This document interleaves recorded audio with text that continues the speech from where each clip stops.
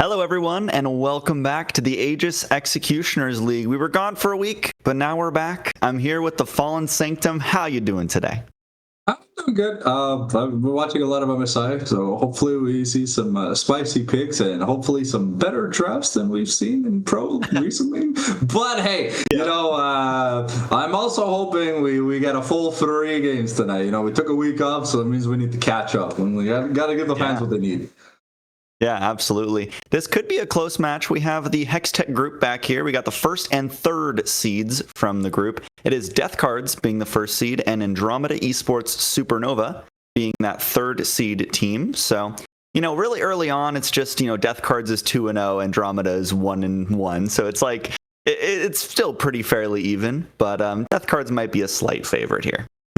And it's a little hard to make assumptions early. I guess it really comes down to, most of this metagame has been determined by how fast you give up the first 2 to 3 dragons and if you get anything for losing those objectives. So as we've seen in MSI, if you're just going to lose for free, the game's just going to end. So we'll have to see if the junglers wake up or if they're playing with their screens turned off, because Lord knows we've seen some of those really jank teleports into team fights. Like, oh, wait, my team's not here? Oh, damn. Okay, bye. Talking about junglers, the highest present champions so far in AEL are both junglers. Wukong and Jarvan are both our highest present champion picks over the first couple weeks here.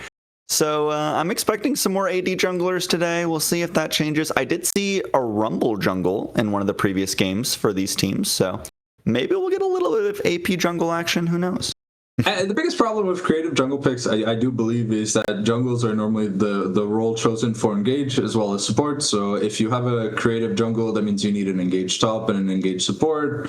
Or if you're going like the Galio route, then you need damage elsewhere, right? But damage normally that can start a team fight, not just, oh, hey, if they accidentally dive us at our Nexus, I can do something. Yeah. Well, we've seen sorry to cut you off, with the rise in Pro, at least with the rise of Camille and Bard, we've seen a lot of Shen come up due to the fact that the Spirit's Refuge can just block the entirety of Camille's kit, making it hard to just assassinate the wannabe AD carry that's unfortunately just trying to get their cannon minion. Yeah, I mean, that's been a huge theme when I've been watching MSI. It's basically who can kill the enemy AD carry first, which is why picks like Camille and Bard work so well.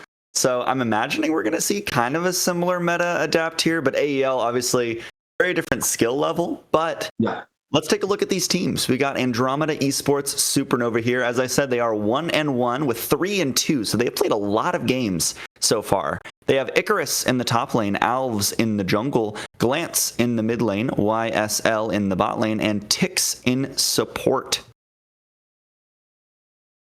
And over here, we've got Death Cards currently 2-0, 4-1 game score. The same amount of games as Andromeda, but slightly higher win rate. We got Turbo Flyer here in the top lane. We got Iblock in the jungle, but I hear Atlaphobia is going to be subbing in for him, at least for game 1. We got Black Frost in the mid lane, Bus in Poots on AD carry, and we got Squirtle on support. Yeah, so as I mentioned, this should be a pretty good matchup based on what we know. Like you said, it's obviously hard to see who's going to play well when it's pretty early on in the AEL split, but I'm expecting a good game here. Death Cards have a better win rate, but Andromeda seems to have higher ranked players overall, if that means anything. Who knows nowadays? But I'm excited for this matchup. I think it should be fun. Yeah, if we're looking at the jungle matchup itself, at the end of the day, is who's going to give priority where, right? Because while Grubs are they're like a fake objective. You need lane prio and turret pushing power to be able to use Grubs. Dragons are eternal, and the second you hit 4, you just win the game. So as long as you have some siege power, you don't need Baron to end game. So we'll see where the priority lies here in the jungles, and how many people are going to die to Scuttle Crabs, because Lord knows we've seen a lot of that at MSI this year. Yes, that has been a theme I've noticed. Speaking of that too, I'm really looking at how these teams are going to play around dragons. You keep mentioning, obviously, their most important objective, but as I've been watching games at MSI, it's really come down to those dragon team fights like 9 times out of 10. So I'm really excited to see how they can set it up, how they can play space, how they can protect their carries or kill the enemy carries. And I think it should be really fun. I'm excited. I'm excited to get into the draft so we can see these teams battle it out. Yeah, apparently the teams are taking a moment. You know, a lot of times people coming in late or whatever. I know we had a scare with Andromeda at the beginning, but everyone's here, so hopefully they start draft pretty soon. I can only ever make this joke for game ones, and I will make this joke every week. They probably have the first game jitters. Yes, perhaps.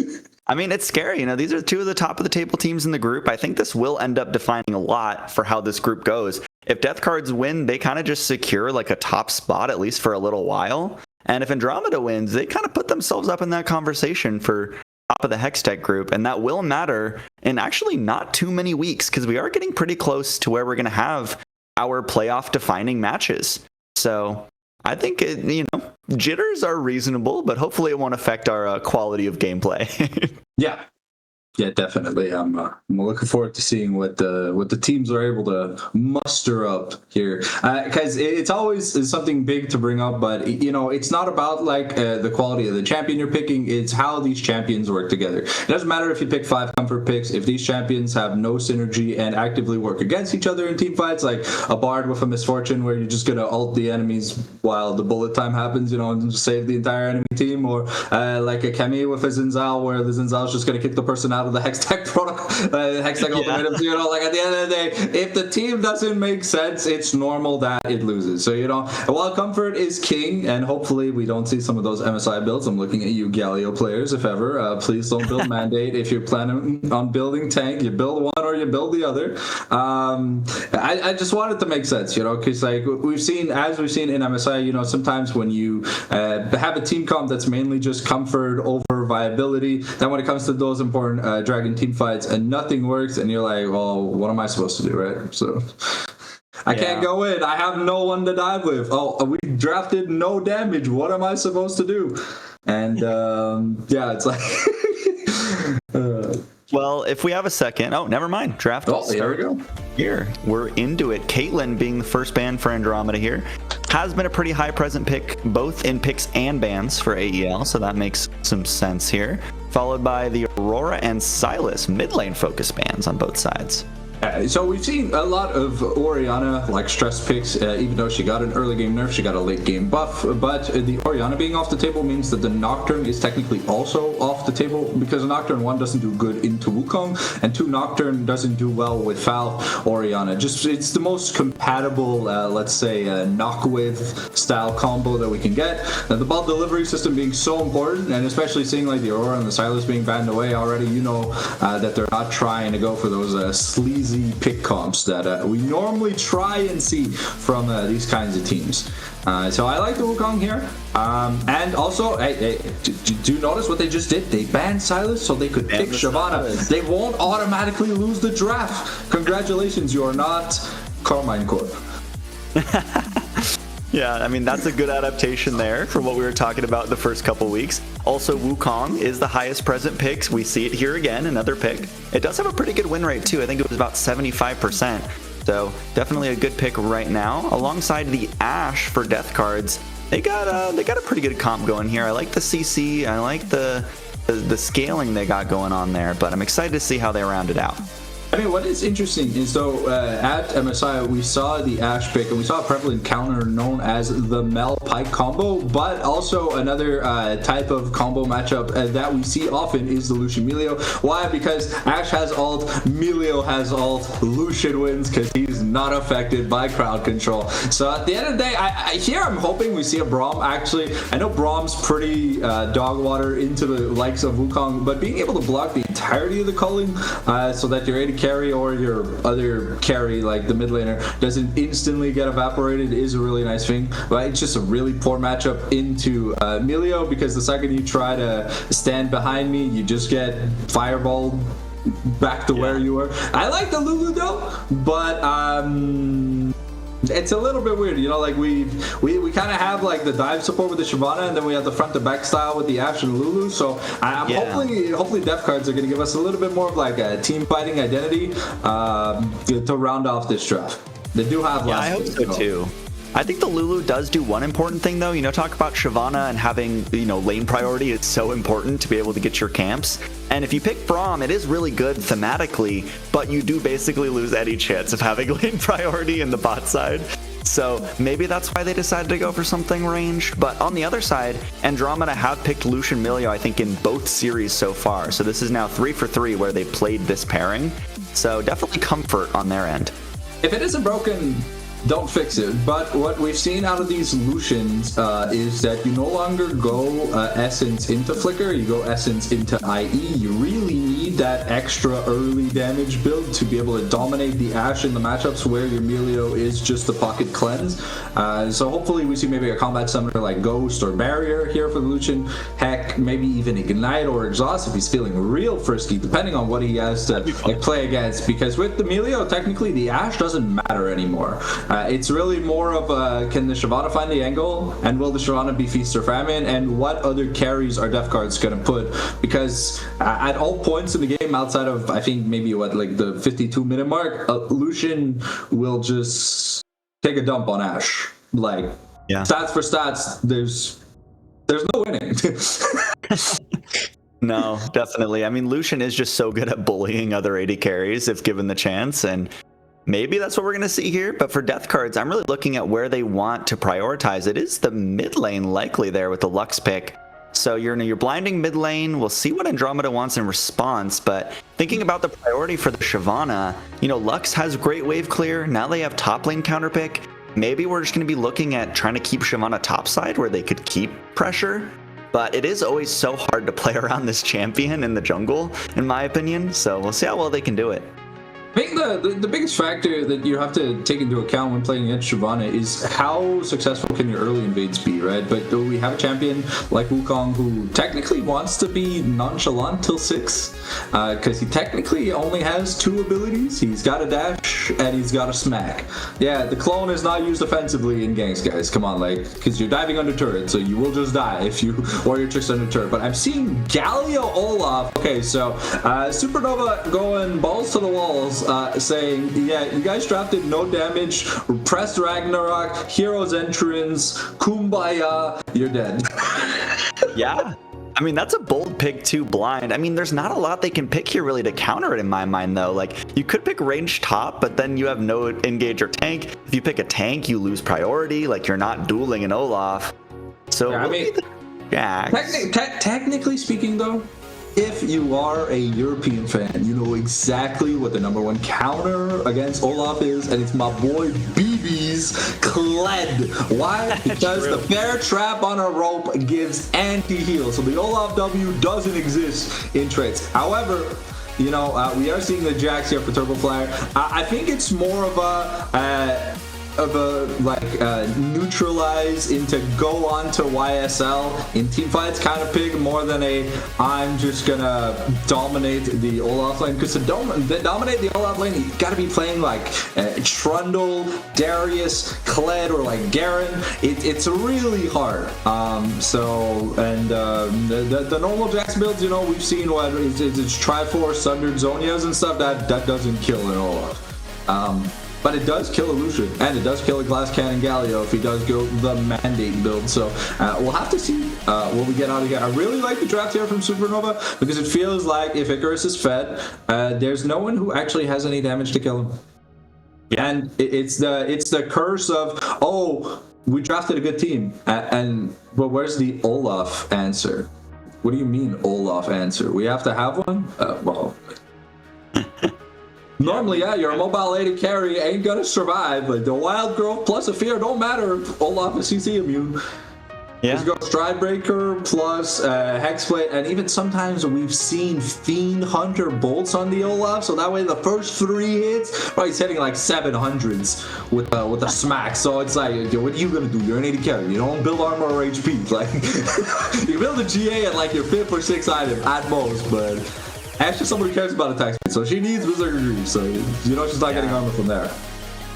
Yeah, I mean, what I'm seeing here is like I think Andromeda Esports have the way better draft. Like I think they responded really well to what Death Cards were putting out there.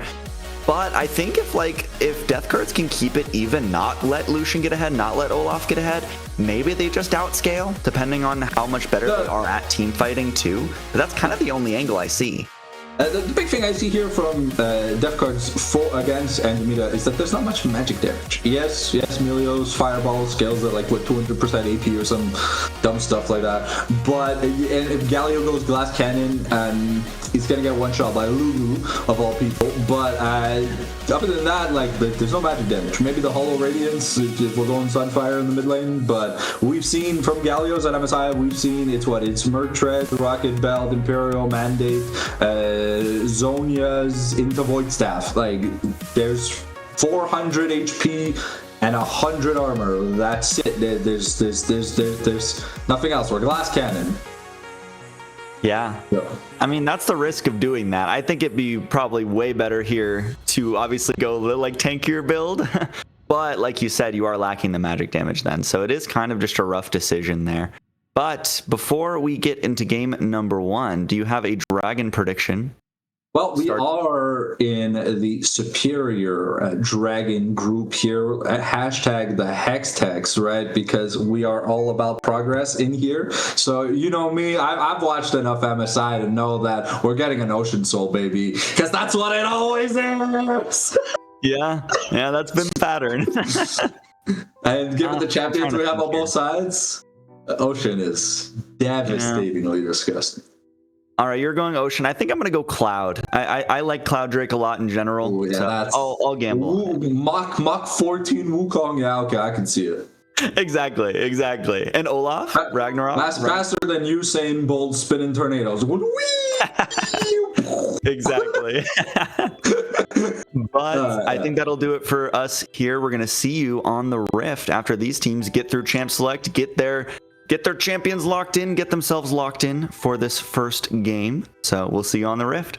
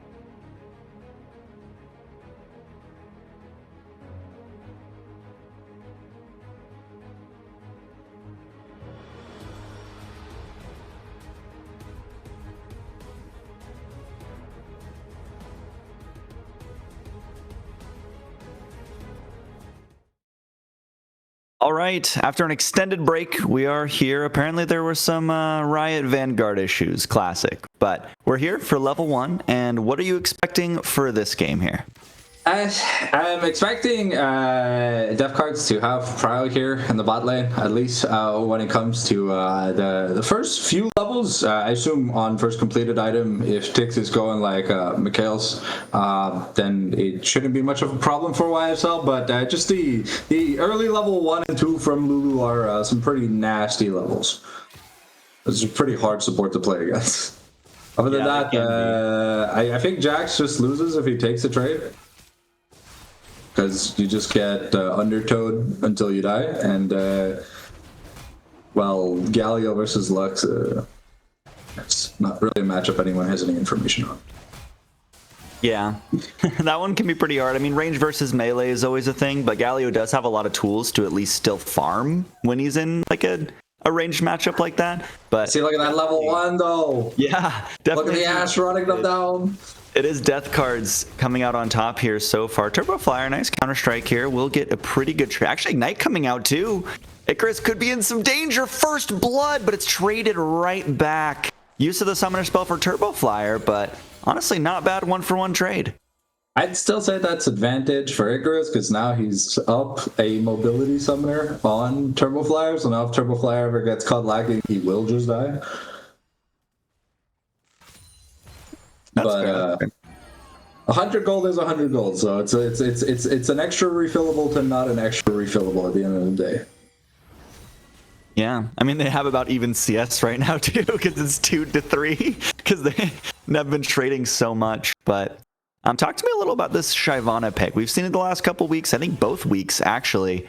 So what should we expect from this substitute jungler here? How many times do you want me to give the Feast or Famine speech? I think I've been forced to give it.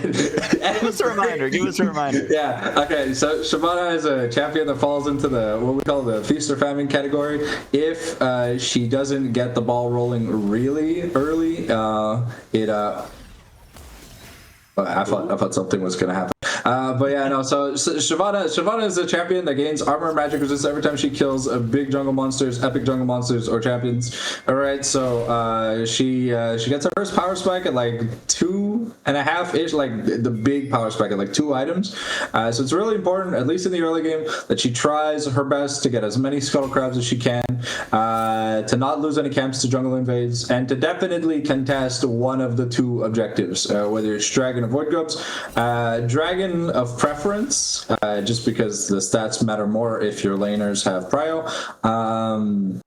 And we normally dragon. Yeah. Well, it used to only matter because she was a dragon, but they changed it to be more inclusive in the Big 26.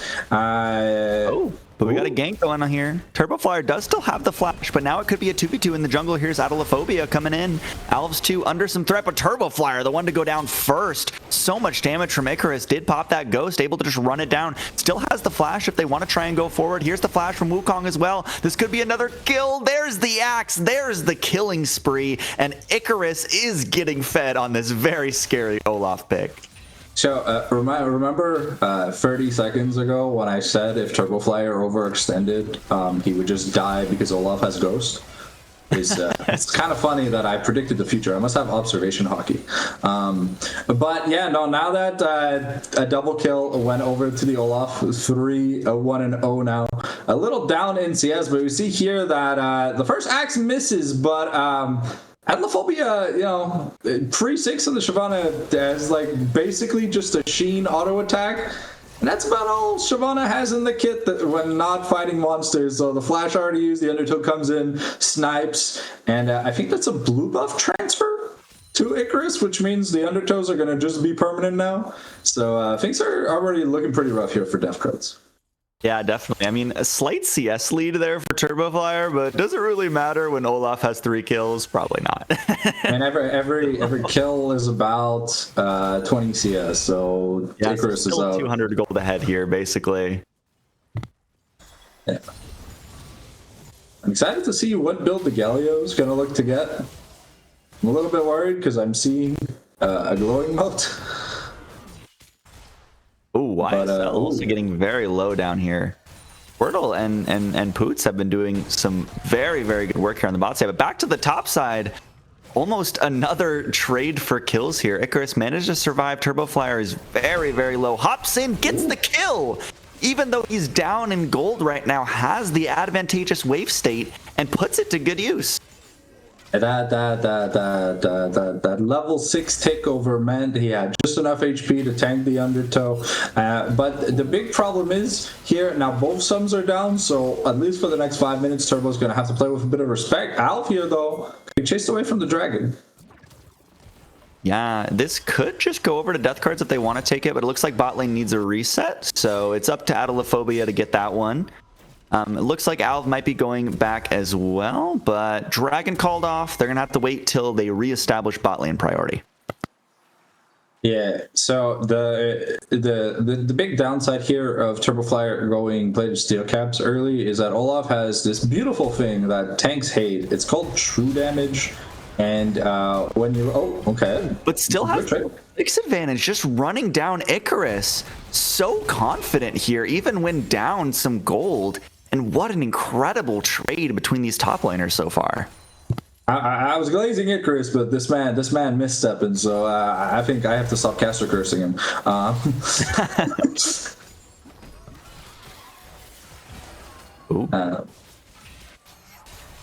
Yeah, we got a current fight for priority here in the bot side. I imagine both junglers should be heading back down here shortly to fight over this dragon.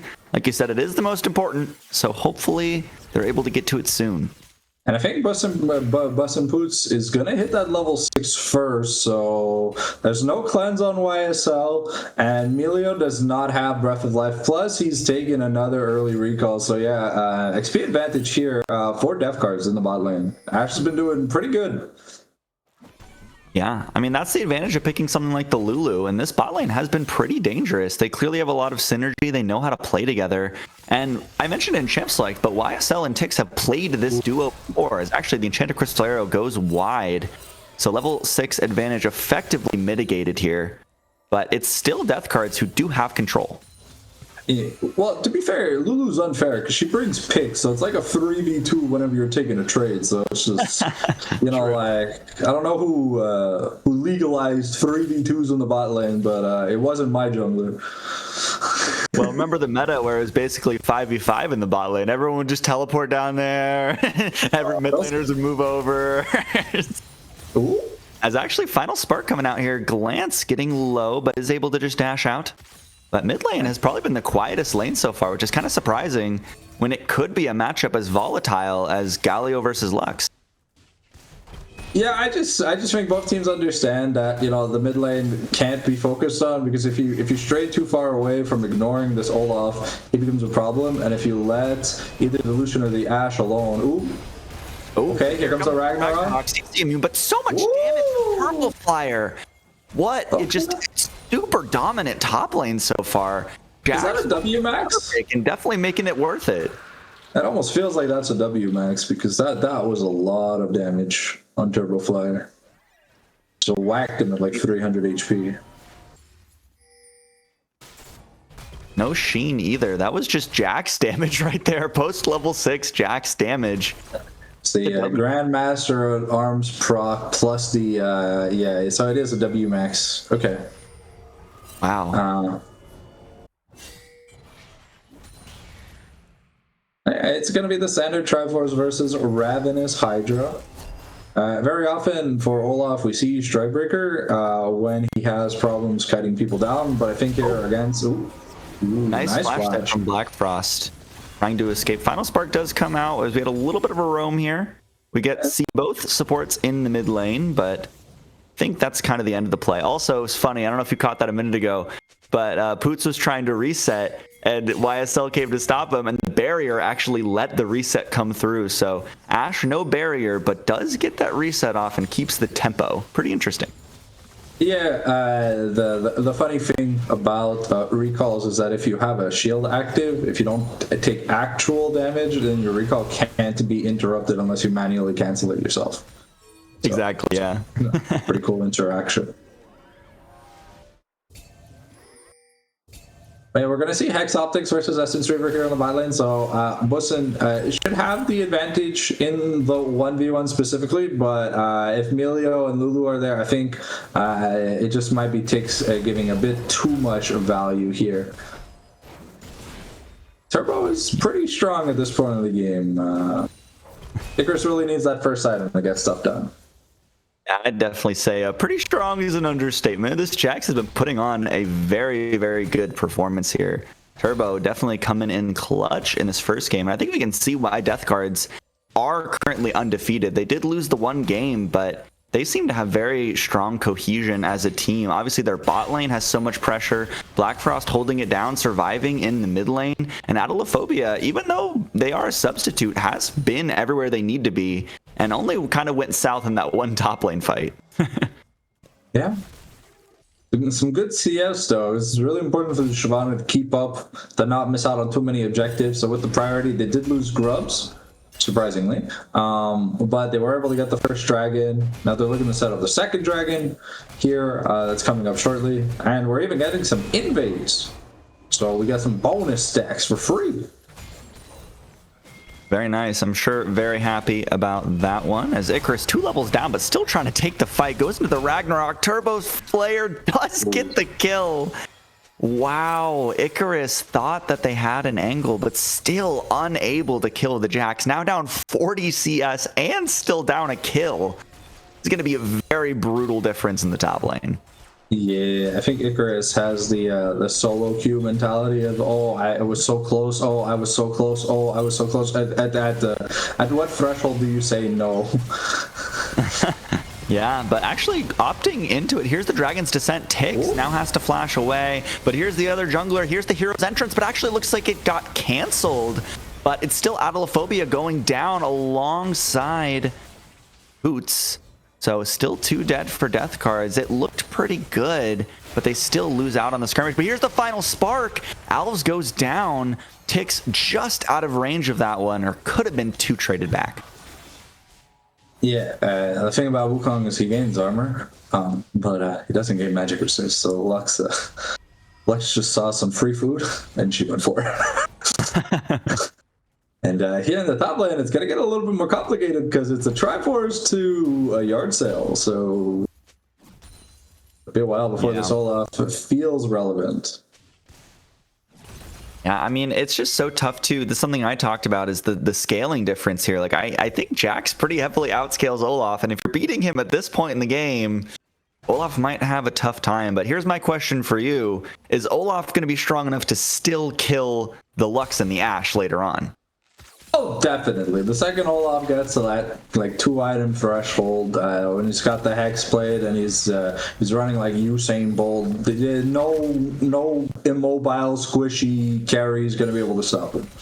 Sure, Turbo has the advantage right now, but I mean, if Turbo's the only one left fighting 5 people because Olaf killed everyone else, it won't really make much of a difference. So Turbo really has to push the advantage, has to be more aggressive here. We're even seeing Icarus rotating. Ooh, okay. Here's the Cullen coming out. Poots very confident as the ADCs just trade 1-to-1 with little help from the supports, but definitely a confidence play from the Ashe there. As we talked about, Lucian should win that, but, you know, trading, it's not bad either. And here I'm seeing Glancy building a proper Galio build, so we're not going to see none of that nonsense Proto Belt, Imperial Mandate, Glass Cannon, because they do need a tank at the end of the day. The only one who's going to be able to put up with the Jax is probably going to be this Galio, and we'll see what happens. Yeah, and really quickly, I forgot to mention it first, but the first dragon was a Cloud, so I'm already out of the running, but you're still in it. The Mountain is what's up next, and we'll find out the soul here pretty soon, as it should be Andromeda Esports taking the second dragon, and there it is. So not much contest. Final Spark tried to steal it, but at the end of the day, it is just an attempt. It's a Chemtech dragon, so we were both wrong, unfortunately. All right. But it's a really good dragon for this game. A lot of shields, a lot of healing, and durability is definitely a stat that is underappreciated by squishy champions. Does help mitigate a lot of damage. Yes, it will. Now the main objective up is that Rift Herald, so looking to see how the teams are going to set that up soon. But who do you give an advantage to currently in the skirmishes? Is it just Death Card, or does Andromeda have a chance? I mean, if YSL is unfocused in a team fight, I think the solution is still really, really powerful. But with how strong the solo laners from Death Cards are, it's going to be a little hard to brute force something when you're playing from behind. Yep, definitely will be hard, as Glan just feeling the effects of range versus melee here in the mid lane. And actually still standard lane assignments. Sometimes at this point in the game, you'll see people doing funny stuff, running around the map. But we're still just seeing our standard lanes, but most of them have been going towards Death Cards so far, so... Yeah, well, normally, like no team has like turret pushing priority, because you see like there's an enormous amount of plates still up for a Jax that's fed, for a Lux that's winning. Ooh. Oh, Polymorph into the Dragon's Descent. Glance is the target. Will go down with the Wild Growth as well, but now Shyvana could just be the next victim. YSL is untargeted here. Final Spark, though, does so much damage. Alves able to walk away, but Turbo is here, and Turbo is strong. Can he get the Leap Strike? Does get onto Alves. Alves does have the flash. Ignite coming down, gets onto the Blast Cone, should be able to just walk away. But man, that is scary when you see the enemy 4-kill top laner teleport in.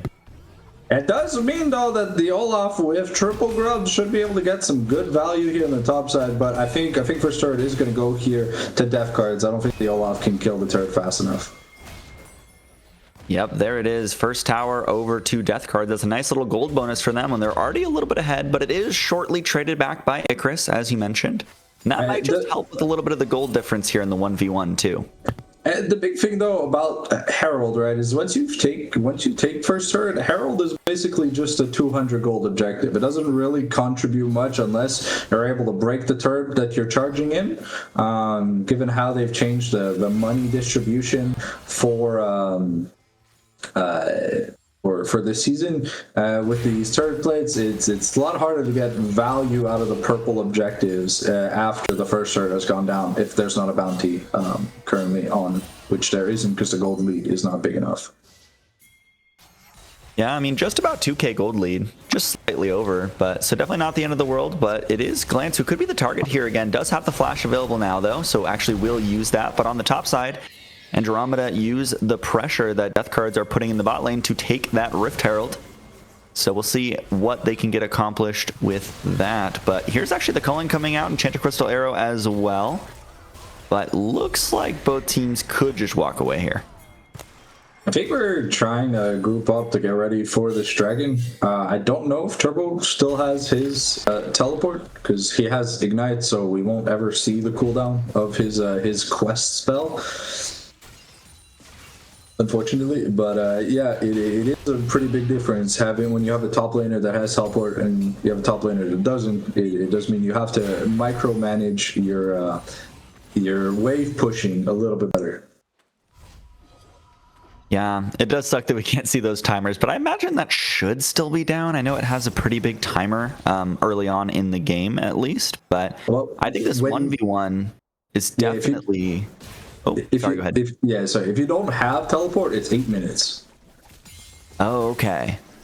So it's 100% down, but it just I just wanted to see the cooldown to see if it was going to be a thing for the next dragon fight. Oh, okay, but maybe a little bit of gank here. Jax, nice interruption for the leap strike there. Ragnarok dodges the counter strike, should be able to just run him down. Here's Wild Growth trying to keep it alive. The shield does help a little, but not enough. Shutdown for Icarus, as YSL could be the victim in the mid lane. You don't have your support with you until now, but Flash over the dodgeball might be able to get ticks here. Glance now trying to start the fight, but the taunt is good. Dragon's Descent into the backline. Nice flash from the Milio to stay alive. Andromeda Esports are kiting so well. Final Spark will go wide, and it's actually Death Cards who just get nothing here. Now you're being flanked by Icarus too. No Ragnarok, but this Olaf is still very strong. Does get rooted up. We'll see if Alves can make the engage here. Flash, here it is, Hero's Entrance, trying to keep the minute. No Cyclone available to continue this fight, so actually just a waste of that Summoner spell. A lot of big cooldowns is here by Andromeda, but I think it was a little bit too eccentric for Puss in Boots to flash over the Melio Q when Lucian wasn't in range to kill him. That being said, though, a lot of the money did go to this Lucian, so the deficit he had early is definitely changing up, as we see now an almost half an item advantage here on the Lucian right now with that newly picked up BF sword. Of course, the Flicker Blade is a much cheaper item than, but it's a pressing matter. I mean, this is really the mid-game spike where we see the Lucian come online. We see Olaf be able to run over those team fights. Like, if he had Ragnarok there and could dodge that binding, maybe you could still run him down. So we're going to start seeing some team fights soon, and I think the dynamics here are really going to shift. It's about whether Death Cards can play around it correctly, like we kind of saw Andromeda do. You know, they were spacing well, they were assessing threats, they were working together, and it's honestly really impressive to see. Yeah, due to the lack of proper engage here from the side of Death Cards, we really need these Ash Arrows to be a little bit more on point, because if they miss like they just did in the mist lane, sorry, in the mid lane, the mist lane, wow. If they miss like they did in the mid lane, then it's really more of a nothing burger. Yes, the cooldown is pretty short, but we're not going Fiend Hunter bolts. Oh, wow. And, ooh, okay, some good damage on the Black Frost. So much damage from the culling here. Here's the Cyclone now, as Poots isn't under some threat here. The Ash will just go down. Alv's doing so much damage. There's the Breath of Life as well, just for the heal onto the Wukong. And it is Death Cards just being run over. YSL gets one, and this Baron is alive. Yeah, the big problem here with Death Cards is that if your AD carry is forced to run away instead of auto attacking, then you don't really have any damage without this Jax, and he's forced to keep the Olaf in place. We see here Black Frost is going to lose about 70+% of their HP, kind of just be kicked out of the fight. They find a nice route here on YSL, so it kind of stops the Puss in Boots from dying right away, but Atlaphobia at that point, not at that 2-item mark yet, just doesn't have enough damage to get things going, and now YSL on a proper rampage, Baron goes over, and Supernova are looking to start snowballing in these next couple of minutes.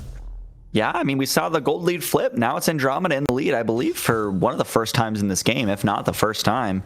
As we saw a lot of the early lane phase go to Death Cards, but it doesn't matter if you can't play better in those team fights. As Enchanted Crystal goes wide once again, it is some nice trading back onto YSL, but clearly it's Andromeda just with the confidence lead as well here. And that was barrier for nothing in exchange. So if the Ash Arrow doesn't land and you can't force the Melio ult, which was on cooldown, so that would have probably just been a kill had Bussen landed the arrow. But another turret going down. These steroided up cannon minions truly are the bane of every team manager. They're like, these turrets, they die so fast. Ooh, YSL dashes forward. The culling actually stopped by the polymorph there. Very nice. Dragon Descent onto the backline. YSL trying to kite it out. So much damage onto Atalaphobia. Wild Growth cannot save you. Squirtle goes down as well. Almost traded back. Here's Turbo Flyer into the backline. Maybe they can do something. Hero's Entrance to get Glance out of there, but not far enough as the Galio does just go down here. Al's trying to get to the back line. Here's the Ragnarok, and the rest of Andromeda shows up to support and wipes everyone but Black Frost from Death Card's team. The Super Mega Fire Kick MVP in that team fight, stopping Turbo Flyer from getting on anyone. And then, because the Leap Strike was on cooldown, there was nothing that Turbo Flyer could do. We talk about this lead that the Jax had, but it really doesn't matter if the Olaf just starts running people down. The fun thing that makes Hexblade, Experimental Hexblade so OP is it gives you like a 40% movement speed boost. So you are literally running at Mach 5 even if you aren't popping the ghost. So unless you're a hacker with home guards, you're not outrunning this Olaf. I mean, such well-played team fights so far from Andromeda. I'm genuinely impressed. As a fight over the Scuttle Crab here, YSL is here though, so it should just be Andromeda favored. Pushing Atalaphobia off. Enough Well- to mitigate a fight here, but the crab is definitely going over to Andromeda. We're also at the pressure point here where YSL at 3.5 items has 90% crit. If he looks at you and you're not named Jax, you will just explode. We are seeing the mandate here on Glancy. Unfortunate. But his team is carrying him. Knew that Oh, no. their back was canceled as so much damage onto Tix. But YSL putting it in return is now godlike on the Lucian. As the Chemtech Dragon goes down, that's the soul point for Andromeda. But they don't even want to wait for the soul. They're looking for the fights as Tix goes down, but it's traded for Bus and Poot's life. And this is not looking good for Death Cards at this point in the game. And trading your damage source for a support. I mean, look, I get it that KDA's lives matter when it comes to support gaming because that's the only thing they can brag about. But I really don't think dying for 250 gold was really that. Was that a shutdown at least? I think it was.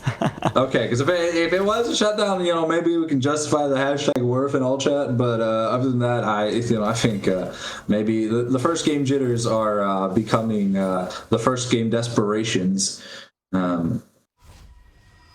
But I do like here. So the thing that makes this Imperial Mandate build so fun is because, remember, it works on immobilizing spells, and I'm not talking about Warwick ultimates. I'm talking about any forms of hard CC, right? So you have the Galio knockup on the E, you have the taunt on the W, you have the ult. So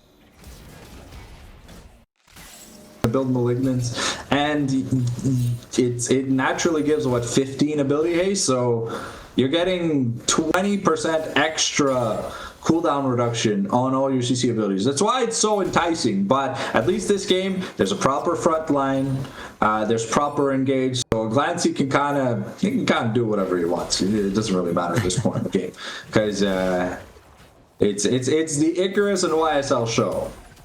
Yes, it is. And speaking of doing whatever you want, Andromeda just get to walk forward here. There's not really any place that Death Cards can call their own. Maybe the side lane here, if Turbo can do it, but I think even might be down in gold now.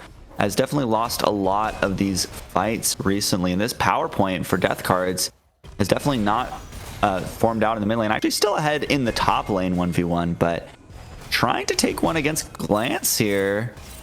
But I don't know if this dive is something you want. Has to leap strike out as the rest of the team is collapsing. This is a very, very dead Jax here. Cyclone comes out trying to go for the kill here, but Zani's Hourglass keeps the Galio alive and Turbo Flyer goes down.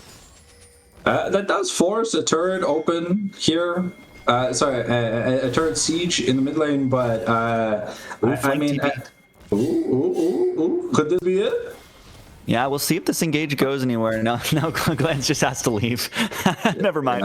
I mean, I guess when the Lucian is not there, you don't really want to force the team fight, right? Because he is the pow pow. And this Lucian does hurt. Items. Because everyone's built HP, so everyone outside of Lux is just getting massacred by that Giant Slayer passive. It's going to be the second Baron. Is this the second Baron of the game? For Yes, Supernova? Okay. So we're probably looking at the mid inhibitor siege here.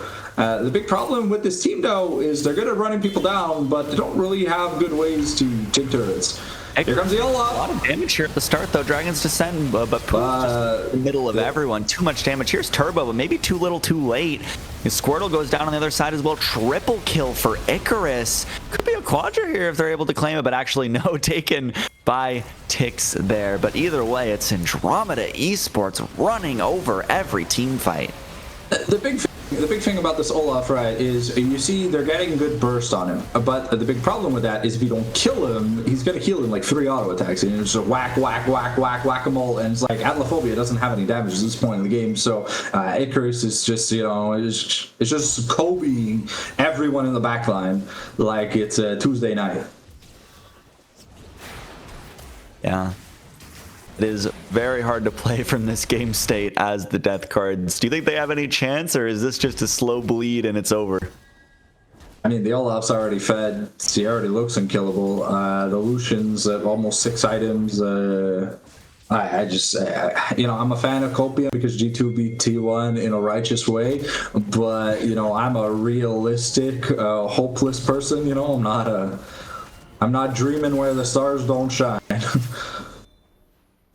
Totally fair. I think it could just be over here, especially if Andromeda claim this Dragon Soul spawning up here soon. I think that is just the nail in the coffin here, but they might not even need it if they can find a good fight before then. Actually, Flash to keep out of Lophobia here could just use Dragon Descent over the wall, but Squirtle just completely destroyed. Final Spark does damage, but not enough as Icarus just chasing down the Shyvana as well. Now they're trying to turn on to the Olaf. Hero's entrance will provide some backup here, and it's just Icarus unstoppable once again. Poots does damage, but it's just not enough. Yeah. It is ironic that the AD carry is tied for the most deaths on their team. Seeing how many times he's been focused in team fights. Taking a 1v1 here. Nearly killed Galio. Yeah. We'll get it. It's the shutdown, but look at your base. The culling comes out onto Turbo. So much damage. YSL is legendary, and these Nexus turrets should just go down here. We might be seeing the end of game one already. 31 minutes, about the average, but it was a very, very clear Andromeda stomp. We talked about team comps that worked well together, and the biggest problem that we addressed was who is the Olaf answer, and the answer was no one. Sure, the early game matters a bit, but Turbo didn't push his lead, he didn't take turrets, he didn't he was fine kind of just trying to scale, but when Supernova realized that, they just started 50 manning the bot lane and making sure that Buss and Boots couldn't play the game. So this Jax isn't gonna do anything, so let's just kill the Ashe on repeat. And well, no, I mean, you've seen the last few teams. You need me to explain? Yeah. I mean, their team fighting was genuinely impressive. I don't know if Death Cards was thrown off by the sub, or if that's something they're not usually that's not one of their biggest strengths, because they were good at laning. That's at least something they did very well. But I mean, it was just Andromeda out team fighting every chance they got. And do you have a player of the game for this one? I'll be honest, I kind of have to give it to YSL. I feel like, Olaf did what he was expected to do, but YSL was coming in with the trick shots, the fadeaway backshot kills, and was like, bro, it's just at the end of the day, he was styling on him. And there's a reason why they've played this, they played this 3 times now, this bot lane duo. So if you're gonna leave it open and you're not gonna draft a proper response to it, you're not gonna win. You can beat them in lane, but then if you don't do anything, you're just gonna lose to it. Yeah, I mean, we talked about the draft advantage being there for Andromeda. I think that just shone through. Even with the early leads, their team just worked better together. They had kind of everything they needed. Like I said, I think the only thing they were missing was a scaling advantage, but they didn't need it. I mean, they won the fights, they got ahead, and they ended the game pretty cleanly. So I'm impressed. This was some good gameplay. Yeah, pretty clean gameplay by Supernova. Hopefully, Death Cards can come back here in game number 2. If not, it'll be a rather short night after a week off. So let's hope the momentum resets here from the side of Death Cards, and we get a little bit more of je ne sais quoi in the draft. You gotta butter your toast before them, right? But speaking of draft, I think we're going to take a very short break here, and we'll be back once the teams are ready to draft. So, see you there. これ着てみたいな。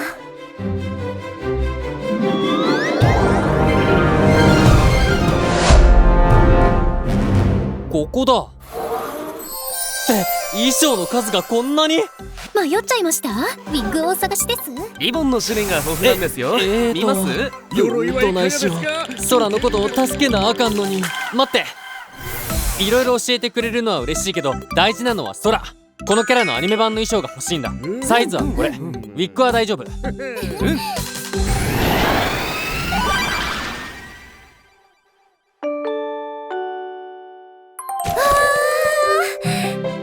がとう、全マーケット。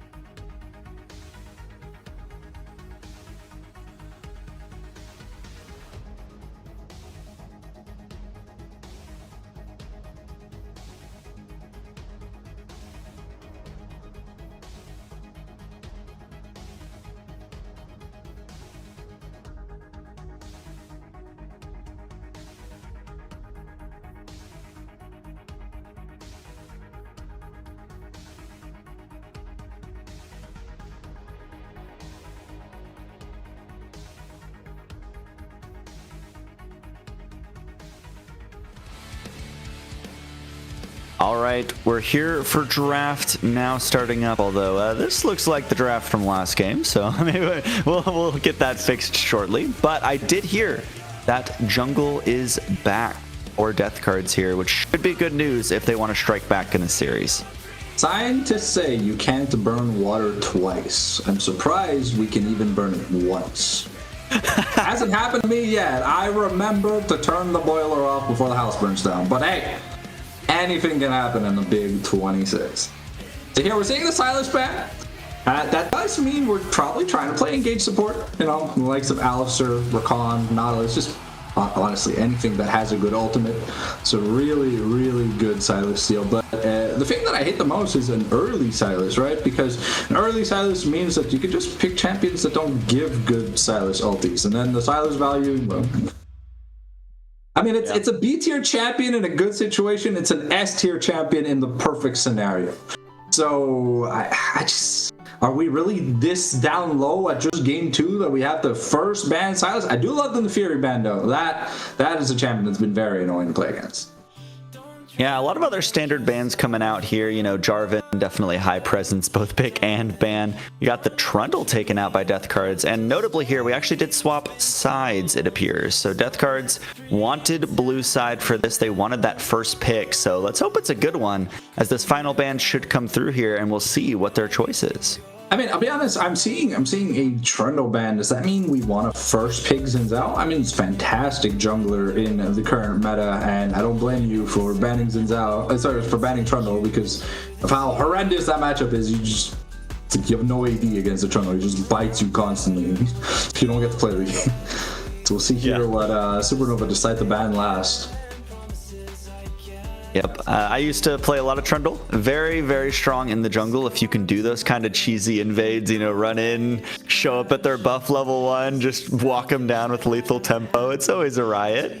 But it will be the Xin Zhao first pick here, as you predicted. So I guess our last ban got missed or hasn't loaded there. But either way, you can see the future, it seems. 2 for 2. I'm good so far today. I wonder what that third ban was here for Supernova. Maybe it'll get retrograded as time passes. But Xin Zhao, solid engage, which is something that Death Cards did not have last game. Good against ranged champions, something that Death Cards did not have last game. And, okay.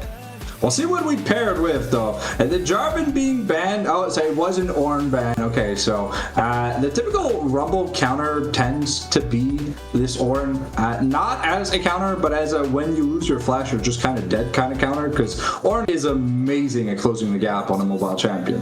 And Rumble doesn't build Rocket Belt. He's not a mage that has red patch notes, so he still goes like, I don't know, Boots, Leandri's, whatever mages build nowadays, but he hasn't learned that Rocket Belt is OP. Ooh, okay, so we're getting the microwave combo, but you know, we need a container. We need something to put them in. You know, like when you're heating up your hot pockets, you know, you got to put a plate under. If not, like the microwave plate will just get all nasty from that cheese.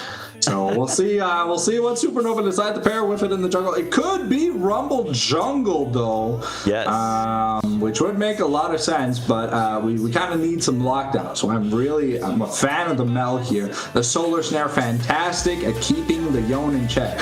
Because a fun thing, you can rebuttal the Yone Q. So he can knock himself up, and then you Solar Snare him, and then you walk away, and then there's nothing you can do. Yeah, definitely a good counter pick here from Death Card. I like this draft already a lot more from them.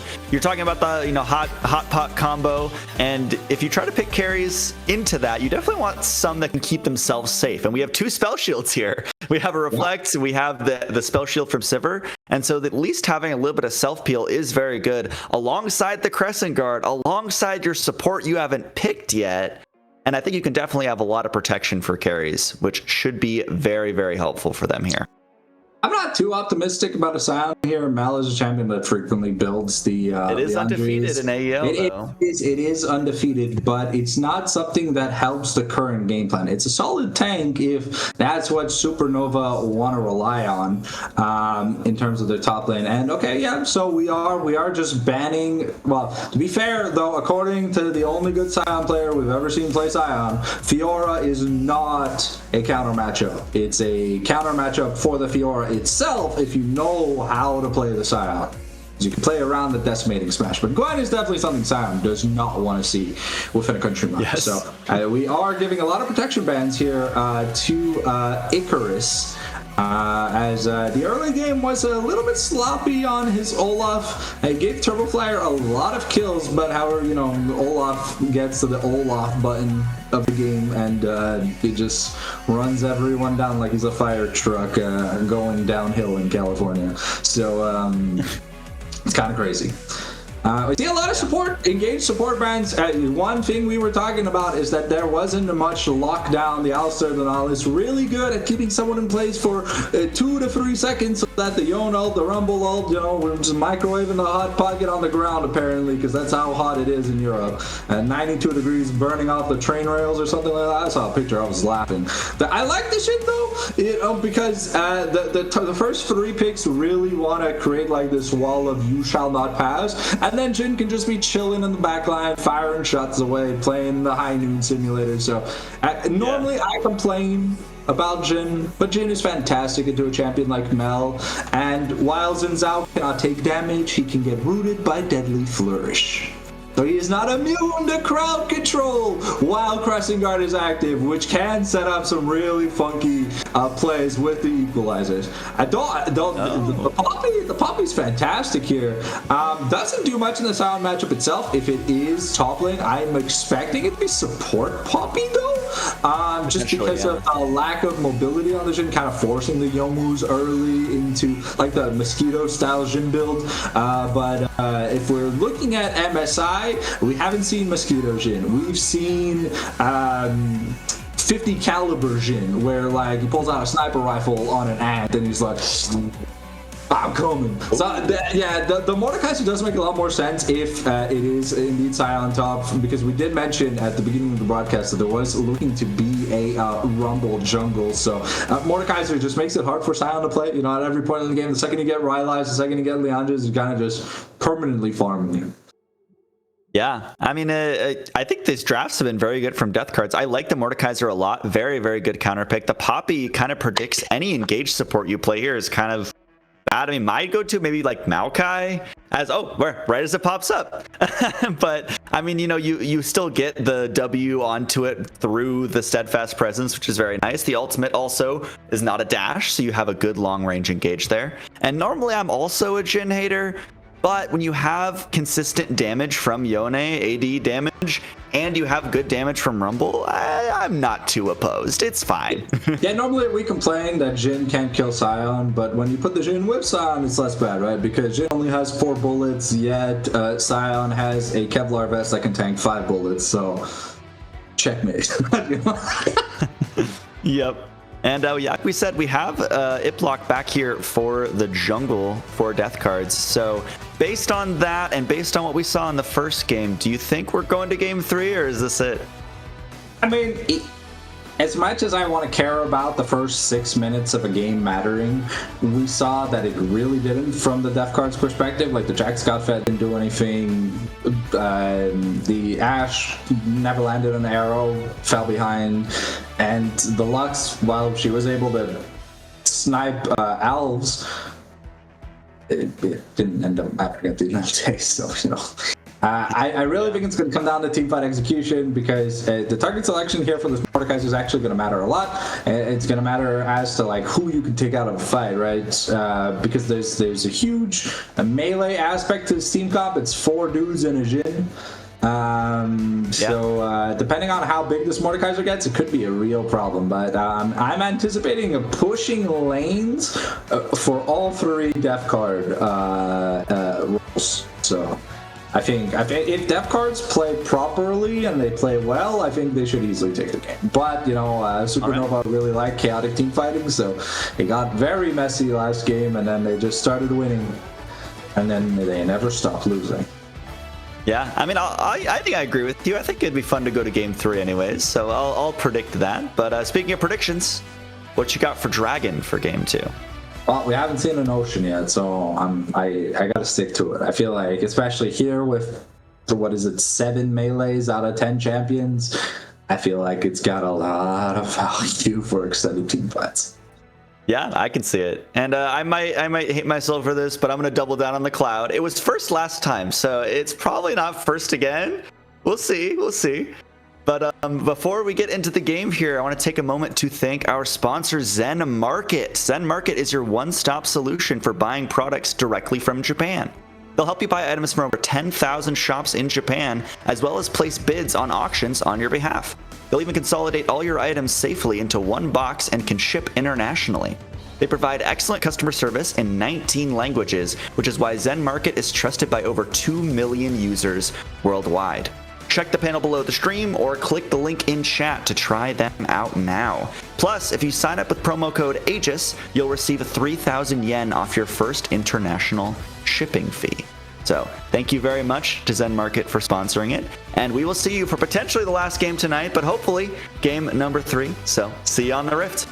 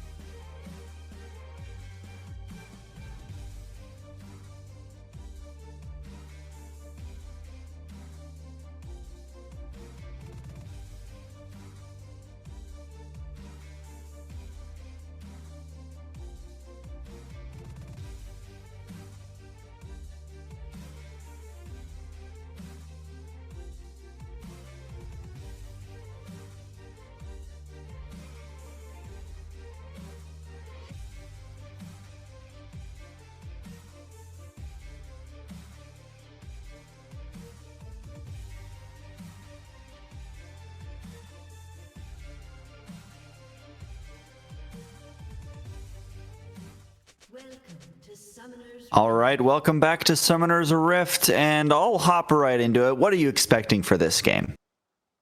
C4 teleports. I smile.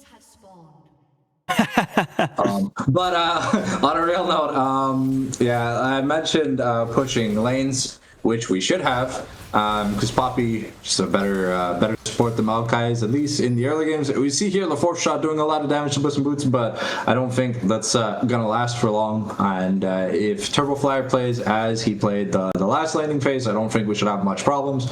And Black Frost just has a genuinely fun matchup into the being able to stop every Q3 that's bound to happen. So I think we're expecting good pushing.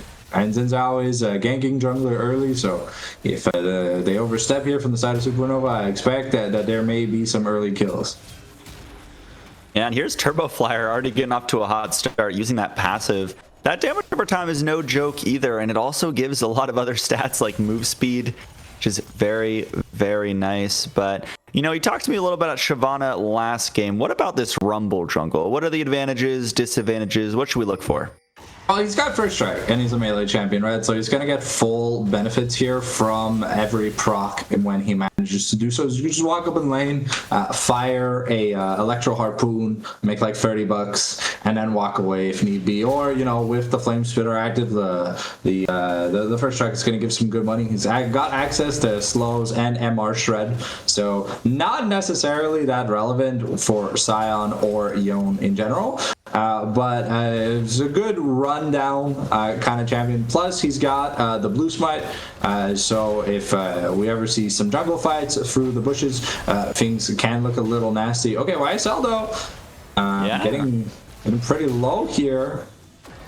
And here's the Xin Zhao also in the radius. You talked about being a ganking jungler. They could look for a dive here with the very low health bars, but Alves 2 is not too far from here, but they might be wrapping around for the dive right now. Here's a steadfast presence. The stun doesn't connect to the wall, but there's already first blood, both down. One kill over to the AD carry, one over to the jungle, and Alves does claim the blue buff, thankfully, but might just be pushed out of the jungle here. It has to be very careful here. But yeah, no, easy gank here from Iplock. And yeah, no, like we said, the winning pushing lanes, and it's hard to kind of counteract that. You see the Sion not being able to play right now, and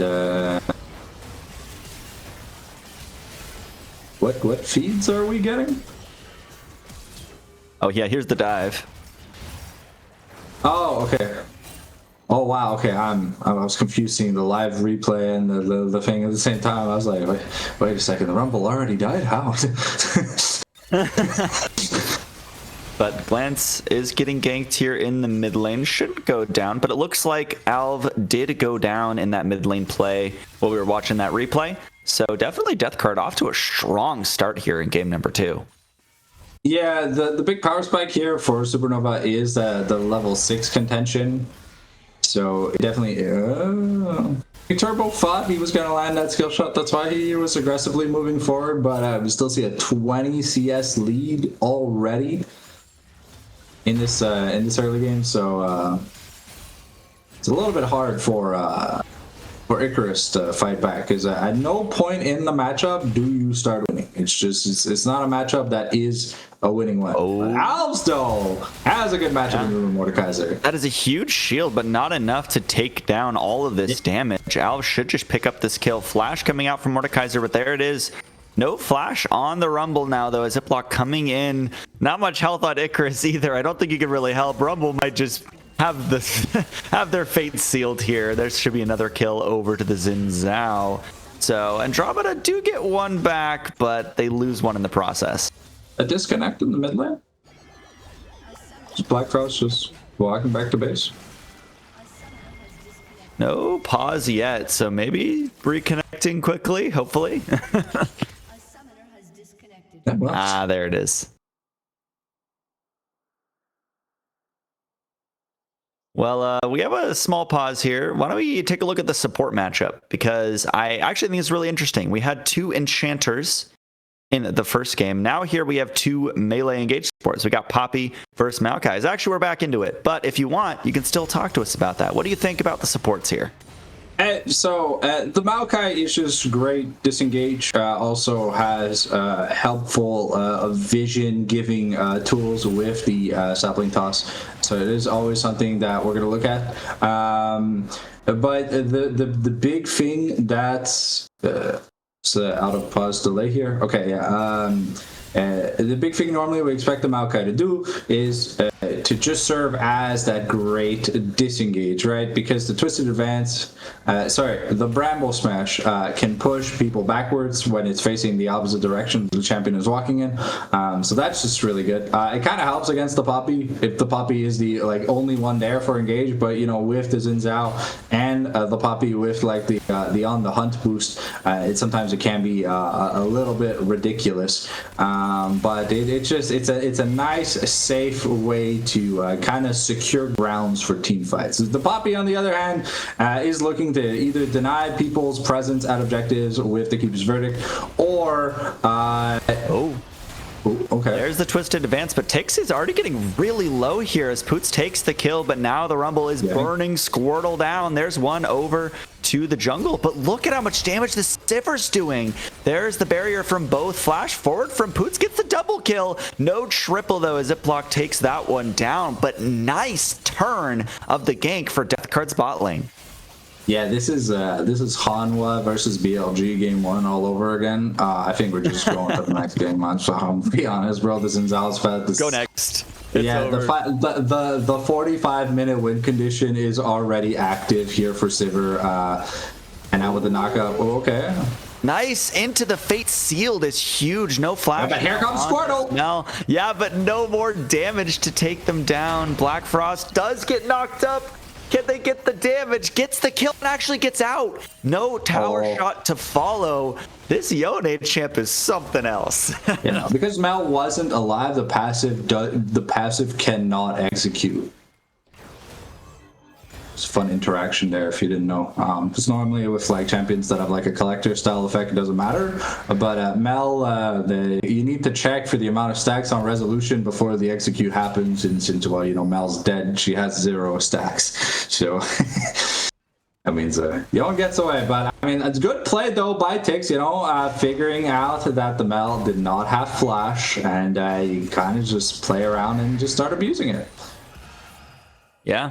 Yeah, I mean, good moves there, I think that there are some angles for Andromeda to still make some plays happen. I do still like their team comp a lot. It's funny talking about the support matchups, but we have the two engaged supports, but they're kind of the two disengaged supports as far as engaged supports go. So I'll be interested to see how they actually end up starting fights and what they can make of it. Yeah, I don't know if you've ever played FNAF World, but if you have, there's this ability that some characters get. I'll talk about it in a second here. Ooh, does Turbo die? Yeah. Turbo doesn't. Almost. That shield saves his life for sure there. Ooh, Sion wanted. Oh, he was taking the Shadow Realm. Yeah, Mordekaiser has all those stats. Nice flash there from the grass proc shield might just be too much. Oh, it is. Will go down. Counter pick. Does take here so much damage. But we're overheated and not challenged. There's the Block in trouble. Root comes out. Now we get a full-on skirmish here in the river. We can see Glance actually does get the shutdown, which is nice. But here's Sivir to pick it up. Fourth shot on the ultimate does not take it down. Deadly Flourish is blocked. This Sivir is a monster in game number 2. Yeah, the Yon delivery system just being delivered to Buss and Boost is giving him a double buff. That was pretty funny. But yeah, no, I was going to say, if you've ever played FNAF World, there's this ability called Hot Cheese where hot cheese falls onto the ground and it acts like damage over time. And I think that's without the container for the Yon Rumble combo, I think we should just call it Hot Cheese. Because it's just, it's just a rectangle in the ground. That's it. There's nothing else. It's just a rectangle. Exactly. Hot cheese. I like it. Yeah. But yeah, no, the Sivir has an item, and Jhin is garage sailing. So. But on to Icarus again. Death Card's just putting in so much work here. Not really any chance here for the Scion. Another kill over the Mordekaiser, probably where you want it. Xin Zhao is already ahead, already has that gold, but Black Frost, watch the Solar Snare here. Does get rooted up. Solar Snare connects, but it doesn't mean much. Unfortunately, though, Tix does take the kill on that one, so no more gold to the carries. But now it could be just Alves in trouble, waiting for the knock-up. Actually, not level 6 yet on Squirtle, so Alves just gets to walk away. Yeah, and we see this bot lane. The Jhin is completely isolated because, well, there's no Maokai and the server's already fed. So there's no walking up, there's no farming. You gotta wait till your stuff's at the turret, and then, you know, you get some morsels. But we're also going like the lethality item for the Yomu's Ghostblade, so it's gonna delay the crit spike by quite a bit. Here, I really think the plan wasn't to, you know, take YSL to the Depener while we go shopping for milk. But at the end of the day, yeah, look, Puss in Boots could probably win a 2v1 here. Yeah, no, I'm confident. Trying to go for the 2v1 now. Okay, now it's just the cheese. There's the damage coming in. And actually, it will be YSL taking that one up. Probably good to get some gold on your Jhin if you don't want him to be a mosquito. But either way, bot lane for support trade. Very nice for AESS. Yeah, the thing is, remember, when you do get a shutdown, your gold value is reset. So if you were worth less than 300 gold before you died, now you are worth more money. So it is worth just diving you over and over again. I still feel like Supernova are playing this pretty well, but we're going to have to see this level of consistency throughout the game. They can't stop the pressure here, because the Rumble's got to be a big part, and hopefully he'll be able to pick up some kills, because the first strike he's farming good money, but if he's not getting any of the kills, you know, sometimes it's gonna feel a bit weird. On a ward, I don't think YSL knows that, but it's kind of hard to say. You know, there is a 3,000 gold lead for Death Cards, and they've been winning most of these fights, but I still think that Andromeda has the better team comp, and I think if they're able to kind of pull that team fight magic out that we saw in the first game, I definitely don't think it's over yet. I'm just kind of waiting to see what advantage Death Card can push this time around and see if they can hold on to it. Well, the thing is here, unlike the Olaf game where they have an Omega Fed AD carry, right, that can just one-shot half the team with 2 abilities, and then an Olaf who can just run through anyone. There's a lot of these key winning team fighting puzzles missing. The cheat drops down into the tree branches. Look at Glance trying to take the 1v1 in the river here, but now watch the Sivir. So much damage, so fed for this bot laner. Ziploc actually has to use a Crescent Guard on the other side. Will be a 1-for-1 so far. Lots of damage coming down, but YSL unable to complete the kill. Alves can't get through Black Frost to help the team, so it is just Supernova going down 3-for-1. And, I mean, again, it's a double kill here for the Sivir. We already said she was at 1 item, now she's almost at like 2.5 items or whatever, right? So it's like, at what point do you just stop inting the Sivir? Because the Sivir is the late game win condition for this team, for Death Cards. And we've seen what a 500 CS Sivir can do, but this is already an almost 300 CS Sivir with the amount of money she's been injected from turret plates, from kills, from assists. So it's just... It's gonna be pretty rough, and also it doesn't seem like they're focusing this Sivir in team fights. So being unthreatened at all is gonna mean that the Puss in Boots, unlike last game where he doesn't need to care about landing his ultimate because he can't miss it. He's just gonna be able to do whatever he kind of wants to do this game.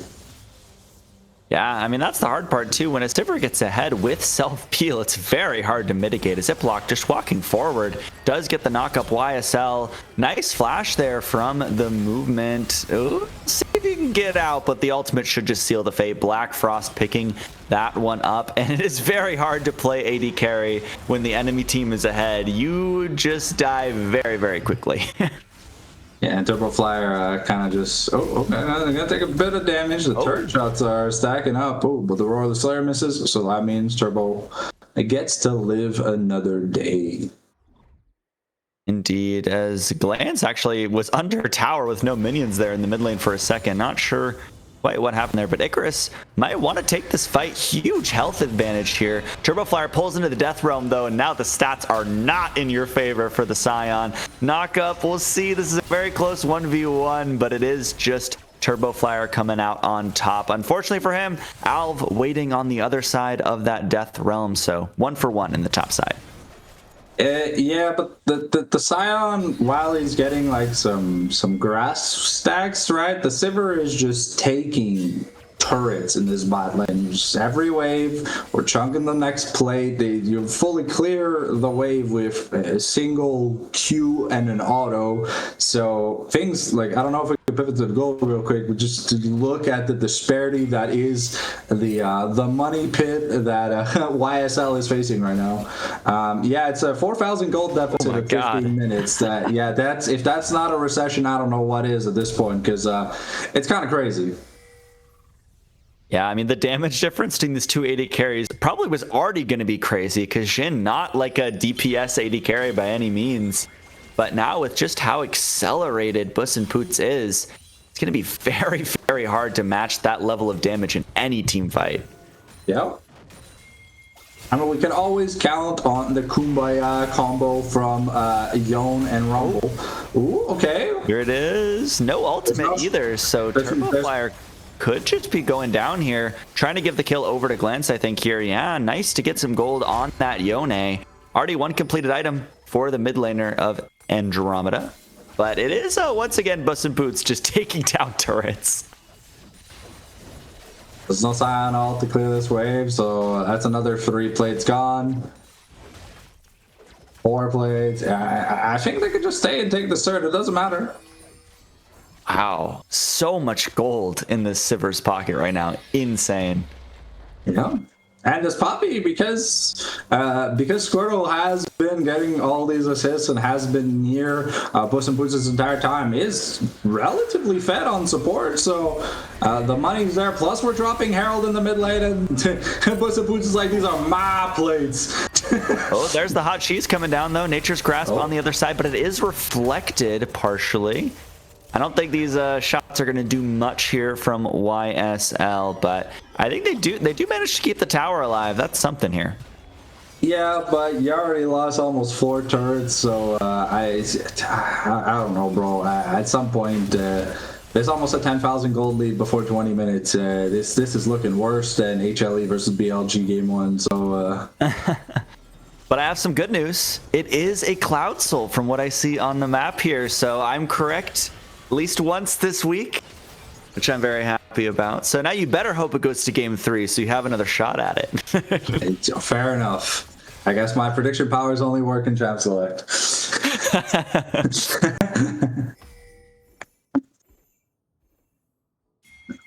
But yeah, what's scary is here. We already have the Shadow Flame here for the Mel.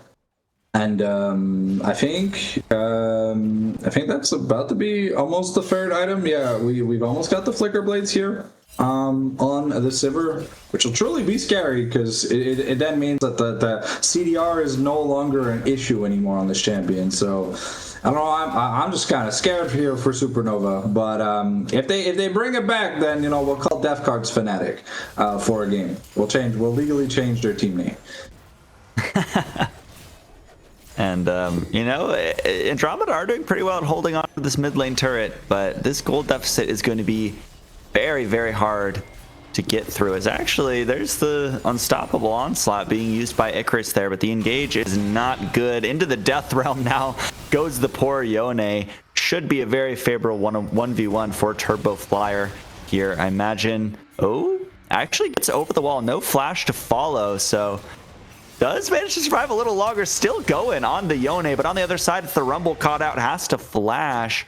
So actually, after all that, no one goes down except this poor turret in the mid lane. Turrets' lives matter. Yeah, this game, unfortunately, I don't think we're going to get any pity voters. Care about turret. These poor turrets are getting demolished here on the side of Supernova. Yeah, hot cheese went down there, but no way to combo it, so doesn't get much done. A big thing that we need to see is we need to see this Fate Sealed plus Hot Cheese combo, because that's like really the inner workings. You land a Maokai ult, so then you get a free Hot Cheese into the mega knockup from Yone. But if you can't get that done, like individually, all the lanes are losing, so you gotta use the element of surprise. Yeah, you really have to try and find those angles. Like, I think what they were looking for with Icarus was really good with that ultimate down mid lane earlier, but it's just so hard when you can't really find those angles. They're not giving them to you.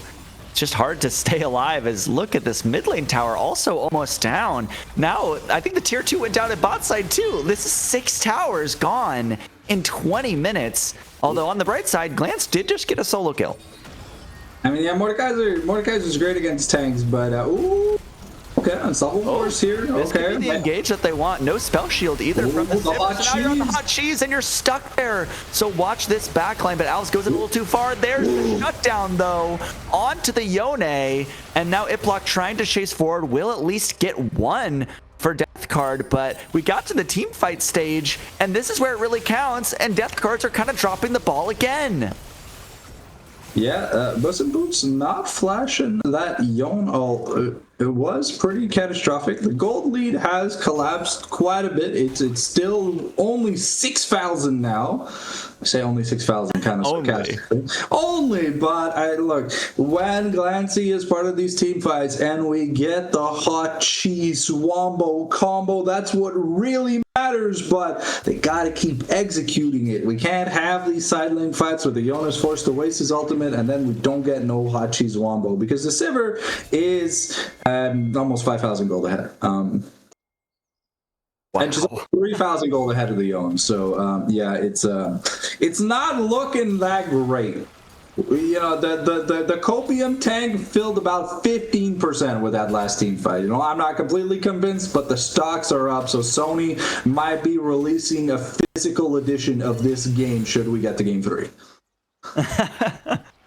Yeah, I mean, that's kind of the combo we were looking for, and they did it once, which, dare I say, I think they can do it again.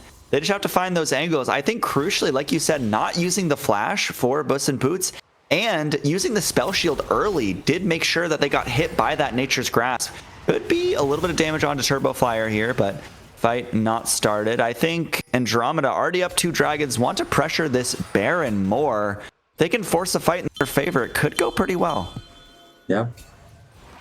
We're seeing here the Sion is starting to get relevant in terms of tanky items. I think he's getting closer to, I want to say Ajax. I'm not too sure. This Garage Sale build path looks a little bit jank in the tank for me. But yeah, no, okay, it's the Koenig Rooker that we're looking to get. So it's going to have no resistances to Bus and Boots. So a few bouncing blades and, oh, another disconnect again. Yeah, but look. Glancy is spotted out. There's the hot cheese, though. Does get rooted up. A lot of damage coming through. Tix gets the first kill, but Yone has to come back just to his demise. But look at the burning. Look at the damage. But the Sivir is kiting this time so low, but the Sivir does get to walk away. Icarus now ticking down in that Death Realm turbo. Now comes out of it, though. 1v3 is not where you want to be, as now taken down by Icarus, and actually a 2-for-2.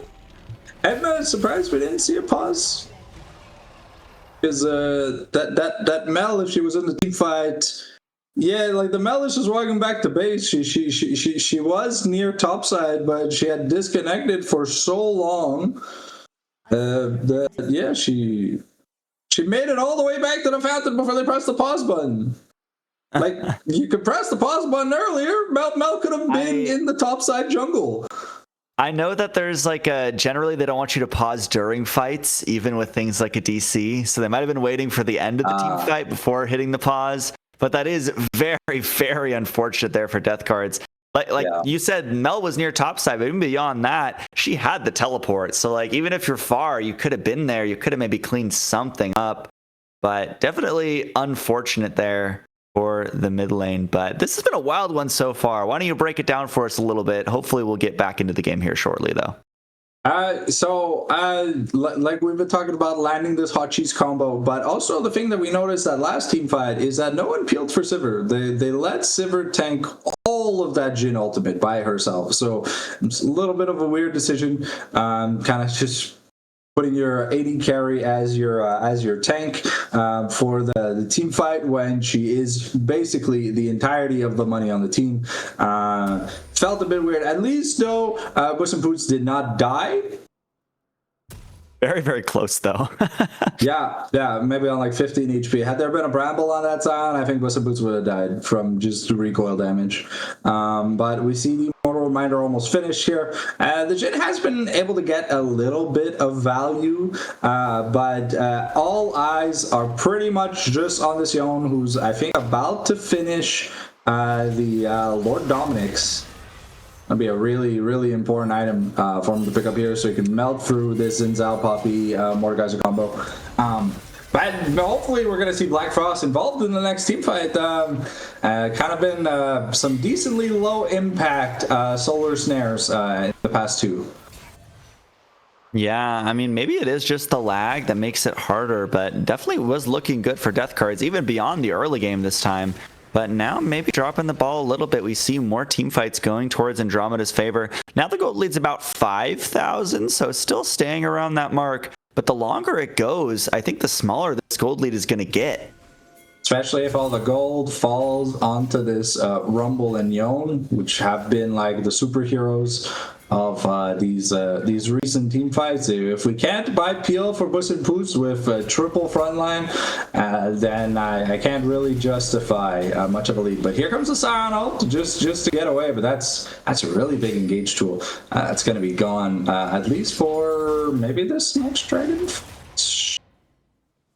Yeah, will be a slightly long timer here, as now we have Glancy and Turbo in the side lane. Once again, look at this Yone damage.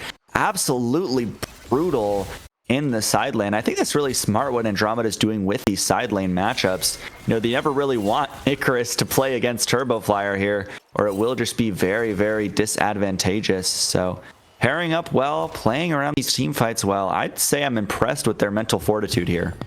Yeah, well, the thing is that Glancy is at a point in the game where he's just takes force a flash here. That's pretty big. But like the Yone is at a part of the game where he's just insanely strong, and just like almost no champion in the game that can 1v1 a properly fed Yone in a 1v1. Here we are starting Baron, but the health bars are getting kind of low. Yeah, Icarus is pretty tanky, but you want to walk towards your team as we got teleports coming in here as well. Flash over from Icarus, but you're still going the wrong way. Your team can't be there. Hot Cheese coming out on top of it. Squirtle maybe about half HP here, but Icarus kind of just died to pull them off, but the team unable to assist. So just kind of a dead top laner there.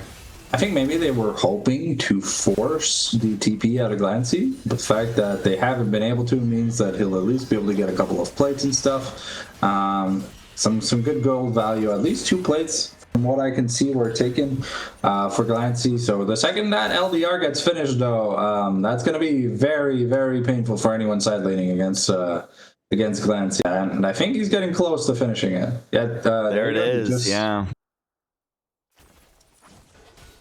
Oh, we also picked up the LDR here inside of the Mortal Reminder on Sivir, realizing that, well, Zion's going to start building stats, so you might as well get 15% free extra damage for free. Yeah, now it looks like we're positioning around the bot side here. Turbo Flyer doesn't really want to match with anyone in the side lane at this point, but I think the momentum's kind of shifting more and more towards Andromeda the longer we play. YSL got chunked by something. I didn't see what happened there, but Pinky ate a boomerang blade. that makes sense.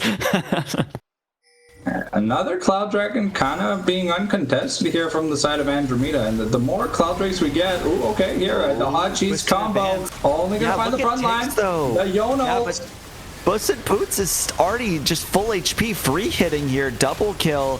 Glancy's trying triple kill. But yeah, wow, quadra kill. It looks like, yeah, that will just be the Sivir running over this team fight, and that's kind of all the momentum that Andromeda had built up just going away. They could potentially end the game here. Tix is up soon, but Sivir pushes very, very fast. So you have a small little 1v1 here between Glancy and Iplock. That is the ace coming in here. Now no one is alive except for this Maokai for the next 20 seconds. I think it's at least going to be an inhib. I don't know if it's the end of the game. I don't think so, just because no Baron, so we're not pushing fast enough. So it's an inhib into second cloud, into probably reset for Prio on Baron. But yeah, no, Tix pulled a Houdini in that team fight. He was there for half a second. Yeah. I mean, that's vaporized. Maokai's support. You can get tanky, but not as tanky as the other engages. As here it is again. Before he had even landed the Twisted Advance, he was at 33% HP. So yeah, I think it was just like a bouncing blade from the Sivir, and it was just decimating everyone. And yeah, quadra kill for Boots. We talked about him being the money man leader. That's a one-shot GA here for the Sivir now. 8,000. Yeah, almost 8,000 gold lead on Jhin and 6,500 gold lead versus the Yone. So the Copium tank is running on empty. If you cannot kill the Sivir, you cannot win the game. That is for sure at this point. As the Baron started up once again, but Andromeda do know that it's happening. Squirtle trying to use that Keeper's Verdict. Might be able to hit someone out. Oh, actually misses. Does not get Alves away. So it's still potential of a steal here if the Rumble can get nearby. But I think there's no way you can get through that zoning power. As the Baron does just go over to DC here. But now the fight could start. Turbo already pretty low. Nature's Grasp is reflected. So this is the engage for Death Cards if they want it. Icarus getting onto the backline. Watch Puss in Boots as this fight goes. As the Sivir just basically running everything over. Here's Clancy trying to get some damage onto it, but look at that shred. Look at this Sivir just absolutely carrying these last couple team fights. We started the team fight, but there was no Yone. We talked about having to, lock and load the synergy with the hot cheese combo, but no Yone knockup, no threat to Puss in Boots. Ooh, and I was flashing in. And yeah. Plus with that Omni Vamp from those boots means that Puss in Boots doesn't really care. Just looking at the game. Yeah, by yourself is pretty risky here, as now burned down has the Guardian Angel. Yep, so we'll just come back alive and probably just be able to end it here. I mean, Alv can't do anything. Tix has to go back. There's the bouncing blades just to claim another style points here for the AD carry of DC, as this will be just a slow bleed onto the Nexus Towers. Teleport coming in. Baron minions are here. This is a last stand for Supernova. They want to go for it. Clancy, look, they get the Sivir. They get the shutdown, but look at their Nexus. It is going down. Death Realm should seal it, and it does not matter, as we will be going to game number 3. Hell yeah. Look, okay. I am a master of like bad predictions and just like hot takes, but I really feel like Death Cards in game 1, they wanted to show us some cooking, but they left the stove on while they were playing League, so the house burned down. In game 2, they were at like the Airbnb, but they decided to lock in. So I'm excited to see what we get here for game number 3. But beautiful drafts, like we said. However, when you draft a super late game carry like Sivir, and she has a 6k, like a 4k goal lead at 15 minutes, you're doing something good. So I feel like maybe there was a bit too much priority on these random brawls, and the fact that Sivir got almost every single kill was a little bit crazy. There was like almost no comeback. We saw a few times where the Sivir died, but I mean, even with that GA just randomly sniping the Rumble in a team fight, it's just like 62k damage, almost more damage than the 3 carries on Supernova combined, which is a little bit crazy. Wow. That is insane damage charts here. And what an insane carry. I mean, I don't think we have to really discuss player of the game here. I think it's going to the Sivir. Now we've had 80 carries be player of the games for both games. First it was YSL, very nice Lucian performance.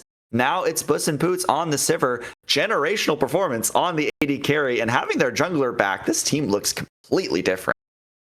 I mean, it's a difference from a jungler that gets stuff done to a jungler that doesn't get stuff done. I get it. Maybe the Adlophobia doesn't get to practice much with the team, but the clear difference in pick a champion that does something versus pick a champion that only farms, and it's like, Yep. Kind of see where it's going at the end of the day. Proactivity gap right there. That's the difference. But I know the teams are probably getting ready for draft, so we might take a quick break, and we'll see you in Champ Select.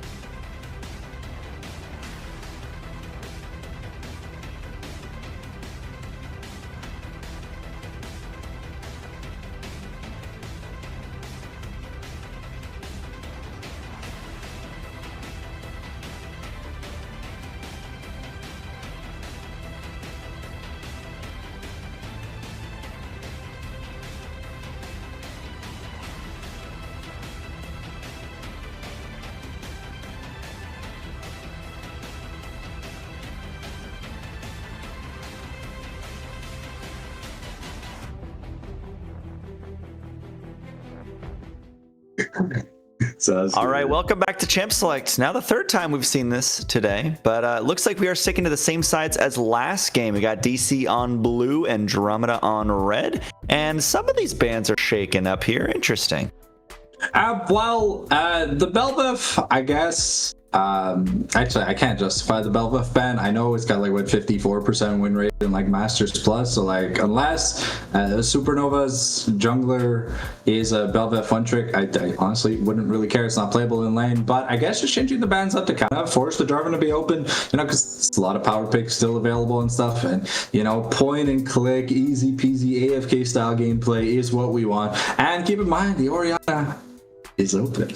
So we've got a ball delivery system. So if Supernova are thinking what I'm thinking, I'm expecting to see the ball delivery system because the Sivir's gone. So Jarvan's locked in, so you can't pick in a mobile 80 carry. Probably going to see either the Yanara or like Zeri or something like that. And then we're going to go to town on it. But no, it's going to be the Vi. The Vi Ahri, I guess. You know, you got to pair something that does a lot of damage. You know, I don't want to see no weird ass builds. I want to see proper damage from my mid laner. No Imperial mandate after building full tank, okay? Like, please. Yeah, I mean, we have both of our junglers here. It looks like it will be the Ezreal. Makes some sense. Able to get out of the Cataclysm there with the Arcane Shift. It's one of the safe picks versus Jarvan, and you're not really showing your hand too much. Plus, you don't really need to pick support on 3 unless they slam support. But here from Def Cards, you know, honestly, the Orianna's open, and I feel like Jarvan's good into Vi. Because like Vi will dive you, but then you can ult the Vi, so it's you can trap her out of her own ego. But I do like the frozen fried chicken combo. You know, sometimes you leave the air fryer on, but it's in cold mode when you're in North America. you get that cold blasting instead of that hot air, because apparently that's what Europe thinks we do with our air conditioning. We cook food with it, and yeah. Wild. I'm Jarvan, I'm helping, so the enemies will be stranded in the I want to say it's the Glacial Storm. I don't really know the name of Anivia's ultimate, so and I like the Jinx. You know, it's a late game option. We've seen. Okay, well, unfortunately, Jinx requires a bit of accuracy when it comes to the ultimates. I don't know if that's a debuff here for Puss in Boots, but we'll have to find out. I really like the Jinx. I think they did play it either in week 1 or week 2, so it's something they're familiar with playing a little bit here. Here's the Cassio. Has been a very high priority mid laner so far in 2026. But we see both of these mid laners as a response to Rise or something else, but I haven't seen them against each other that much, which is interesting. Cassio is just a good pick into Anivia. Outranges her, has the mobility from landing the noxious cloud, the Q, right? Because when poison targets are affected, you get insane movement speed, and her passive is just more movement speed. So that's why you go Death Marchers, Swift Marchers on the Cassio. But also, it stops Jarvan from playing the game. You cannot EQ if you are grounded. You cannot ult. Miasma. You cannot EQ combo. You cannot flash. And I mean, it's kind of like a counter to I'm stuck in here with you. No, you're stuck in here with me, kind of deal. So it does mean they'll have to be a little bit more careful going forward. We see we are not sold that this is an Anivia mid, so we're banning the Orianna just in case. We've seen a lot of Anivia top, and we've seen Anivia support. So. Some interesting bans here. Outside of that, not the biggest fan of Braum into Anivia.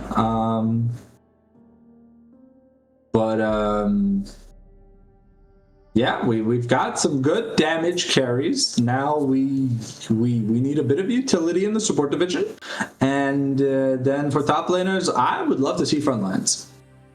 Yeah, I think that could definitely be something they pull out here. You know, we saw 2 fighters in the first game. We saw 1 fighter and 1 tank in the second game. Maybe now we're due for 2 tank. Let's be honest. We're going to see 2 meatballs slapping each other in the top side. But I do like the Rakan here. One thing I was thinking about with this Vi is, you know, she wants to go in. If you don't have anyone to go in with her, it can look pretty bad. So Rakan gets a little bit of peel, a little bit of dive, a little bit of everything. Just an all-around great support pick. So we'll see how well Andromeda can use it. Yeah. We are fairly short range here though from def cards. So I do like the Nautilus and pretty long range engage. And then I mean, if we're planning on picking a tank in the top lane, there's nothing better than Gwen to just sit there and farm kills. I am expecting something like the Exhaust Ghost, or just I want aggressive summoners from this Gwen. I want to see, as we have to see. What was it? It's Turbo Flare, right? Yeah, we have to see Turbo Flare kind of, you know, put. Sorry, I have to change the metaphor because I can't say the sentence. Put the pedal to the metal. So I like the Renekton pick in answer because the Gwen doesn't really do anything to Renekton, and I mean if she misplays around the hollowed mist, she can be in trouble. But other than that, yeah, I think that this pick is definitely a lot better than just a generic Cassante that'll just auto lose to the Gwen, or a generic Ornn that might be able to survive an all-in at 64 minutes. You know, so overall, I'm really liking the draft here from Supernova, but they have to be proactive. You know, the Anivia, the Jinx, the Gwen scale infinitely. Cassio's the only one here that doesn't feel like they fall out. And Ezreal has proven that 6 items, you have unlimited CDR, but if the rest of your team is dead, then I don't think you're carrying a game. So we'll have to see where we get done. I really like this bot lane matchup though. Nautilus into the Rakan is going to make it a lot harder for Tiggs to play the game, because Nautilus is a very known counter pick here, and I'm excited to see what Squirrel and Boots can do, because they seem to have had very oppressive laning phases where they are hard winning every single trip. Yeah. So I'm gonna triple down on my prediction. I'm gonna go Ocean once again. I just feel like, I don't know, man. It's a cool riff, bro. You get like juicy Wumpa fruits from Crash Bandicoot. Like, who doesn't like that, right? Like...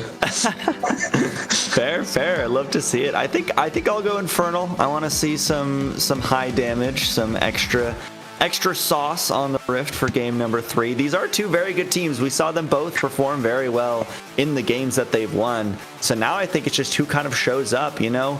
The Death Cards kind of have a little momentum here. They won the last game, but we saw Andromeda do some really good stuff there in game number 1. So who do you have taking this one? I'm hoping more of a close game, right? We've kind of had 2 stomps, where game 1, Andromeda just dookied on Death Cards, and game 2, Death Cards dookied on Andromeda.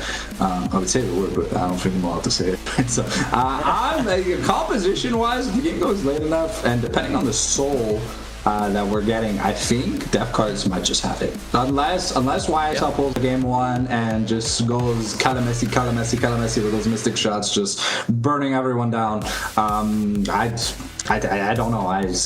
Supernova have not given me the full tank copium. You know, they've given me like a partial tank, but I'm driving from like Texas to Washington, and I'm gonna need a full tank to get there. No, that's fair. And you know, I do think that DC are probably going to take this game 3, but I will say I do like what Andromeda did put together. I think the Rakan is a dive buddy for Vi. I think the Renekton being able to get over both sets of walls potentially and get to the Jinx could be a really good move. I always love to see a flanking Renekton with Dominus, you know, just absolutely crushing team fights. And they've been nothing if not consistent at team fighting this series. Even the game they lost, they had a couple that looked really good. So we'll have to see who shows up on the Rift for game number 3, but we will see you on the other side of the break.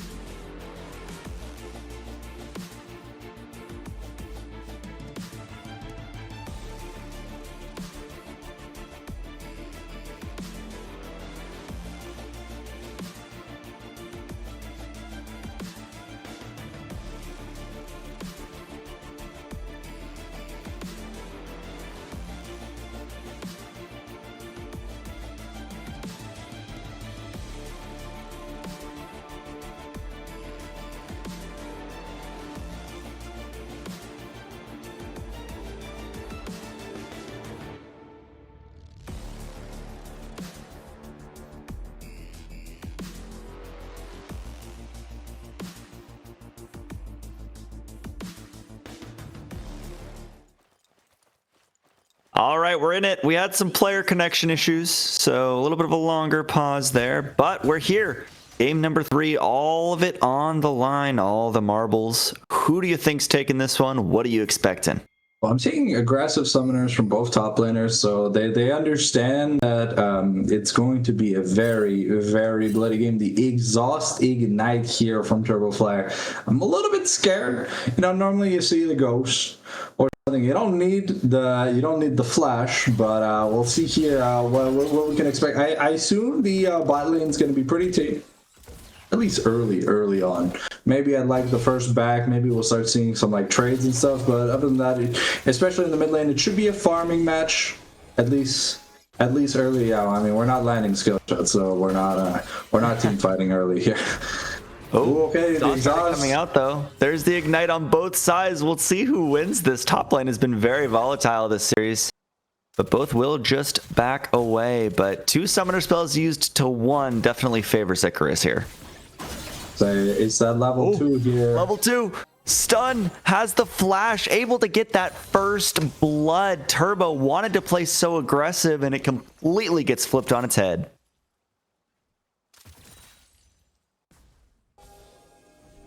Ooh, it blocked though.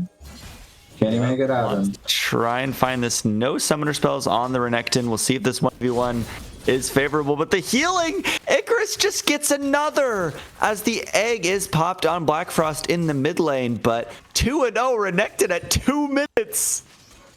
Okay, well, I mean, it is a not so easy matchup for Gwen early on, but like now, truly, it's not a matchup. Yeah, no, as much as Iblock tried to get something in, he EQ'd so far away, and that egg being popped in the mid lane means, ooh.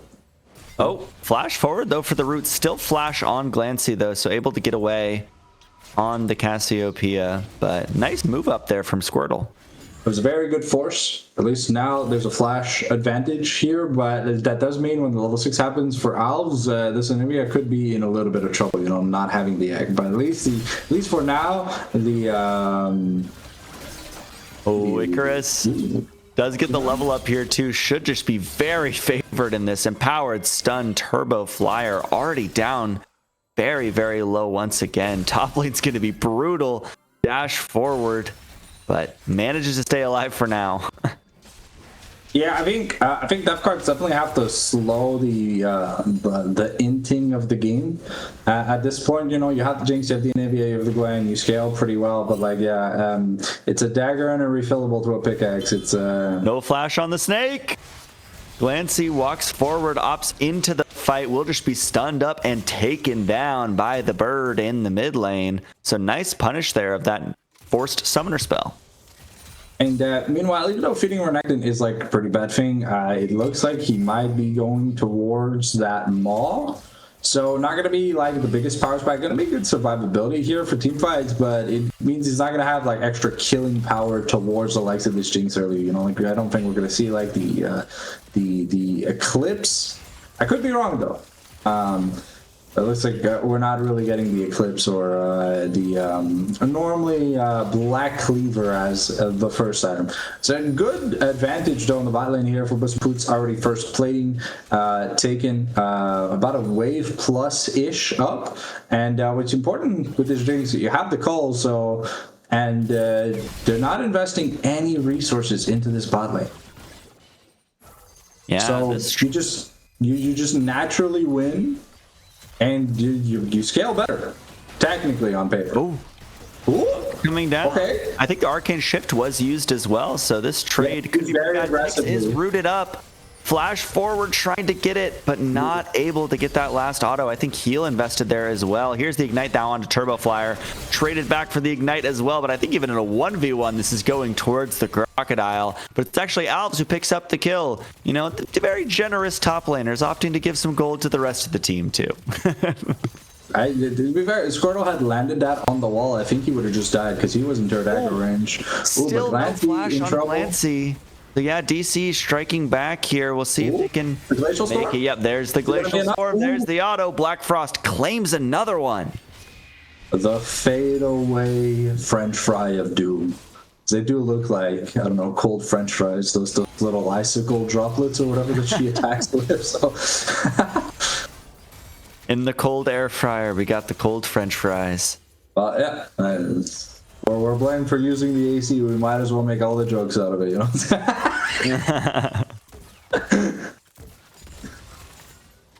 Okay, so like here, look at the recalls. Ezreal picking up the Sheen, but I think this might be a Greaves pickup, at least for the Jinx. No, we're staying to try and get a BF sword. At least I think, unless we're going Noon Quiver for that, I think it's called the Hex Optics, which is the thing that makes basic attack range OP. So you deal 10% more damage just for existing. Wow, this top lane matchup is so unplayable for Turbo. Has to just dash away from their own wave. Even hitting level 6 doesn't really change much. It's just going to be so rough until the mid game. And the thing I wanted to see, you know, is wait till you have the level 6. You have the ult now, but you don't have the ignite, so maybe with that ignite we could have friend a little more, but now Icarus just feels very comfortable. Ooh, could get the stun down. Turbo Flyer doesn't really have much at all. No exhaust either. Should just be another kill over to the Crocodile.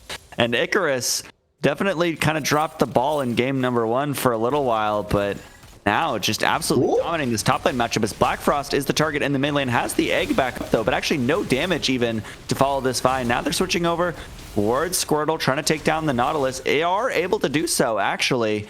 So the support coming in to save their mid laner, but sadly Squirtle does go down. A nice ult here by Bosom Boots, but Tix was a little bit too high health, also just blocking. But that does mean that maybe Iplog is going to try something, you know. But Renekton is on his way, looking to make a play here to defend the Vi.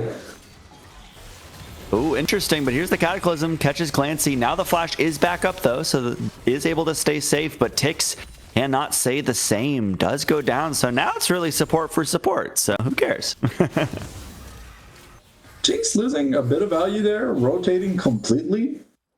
I guess maybe the wave was kind of frozen, but like, it's a BF sword to a Sheen. I don't think there's a point in the game where you're not happy to see that here for your AD carry. So lost a little bit of XP there. Didn't end up getting an assist. But here in the top lane, yeah, we're probably getting that Maw Mortius early. It's a 1200 gold lead. So basically the Hex Drinker indifference. Ooh, okay. Some good action though down here. Raid there from YSL. I really want to look at these AD carries in game number 3 too. We saw AD carry dominance one way and then the other in the first 2 games. So maybe we'll get an explosive game number 3 as well in the bot side. Yeah. Well, we kind of have to because I think Turbo Flyer right now is pretty much an NPC from an unwanted Elder Scrolls game, and Black Frost is probably going to be target number 1 in all team fights. The second Alves can put his eyes on him, you know. 3-0 on Anivia, still having the flash after all this time. So I don't know if we're waiting for game 4 to use it, but we'll have to see. Yeah, it looks like we are trading these first 2 objectives. It's Chemtech Dragon that should just go over to Andromeda here, where the grubs are being taken now by Iplok on the top side. So I guess they're trying to put some pressure into keeping Gwen alive, keeping Turbo alive in this matchup.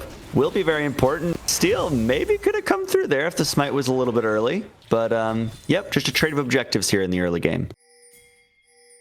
We are going the Yuntal's, the Yuntal Wild Arrows. So Jinx looking to get that little bit of an attack speed steroid when she goes in. Ooh, a Black Frost getting onto the Anivia. You can't flash if you're on the Miasma. The egg is already popped. No point in flashing now. Alves picks up another one. And Andromeda are making a lot of plays here in the early game. I think we should have given it the glance, you know. Cassia, oh, okay. Oh, yes, you're stuck in here with me comes true. There's Glancy going down, stuck under the tower in the Cataclysm. No flash to get out.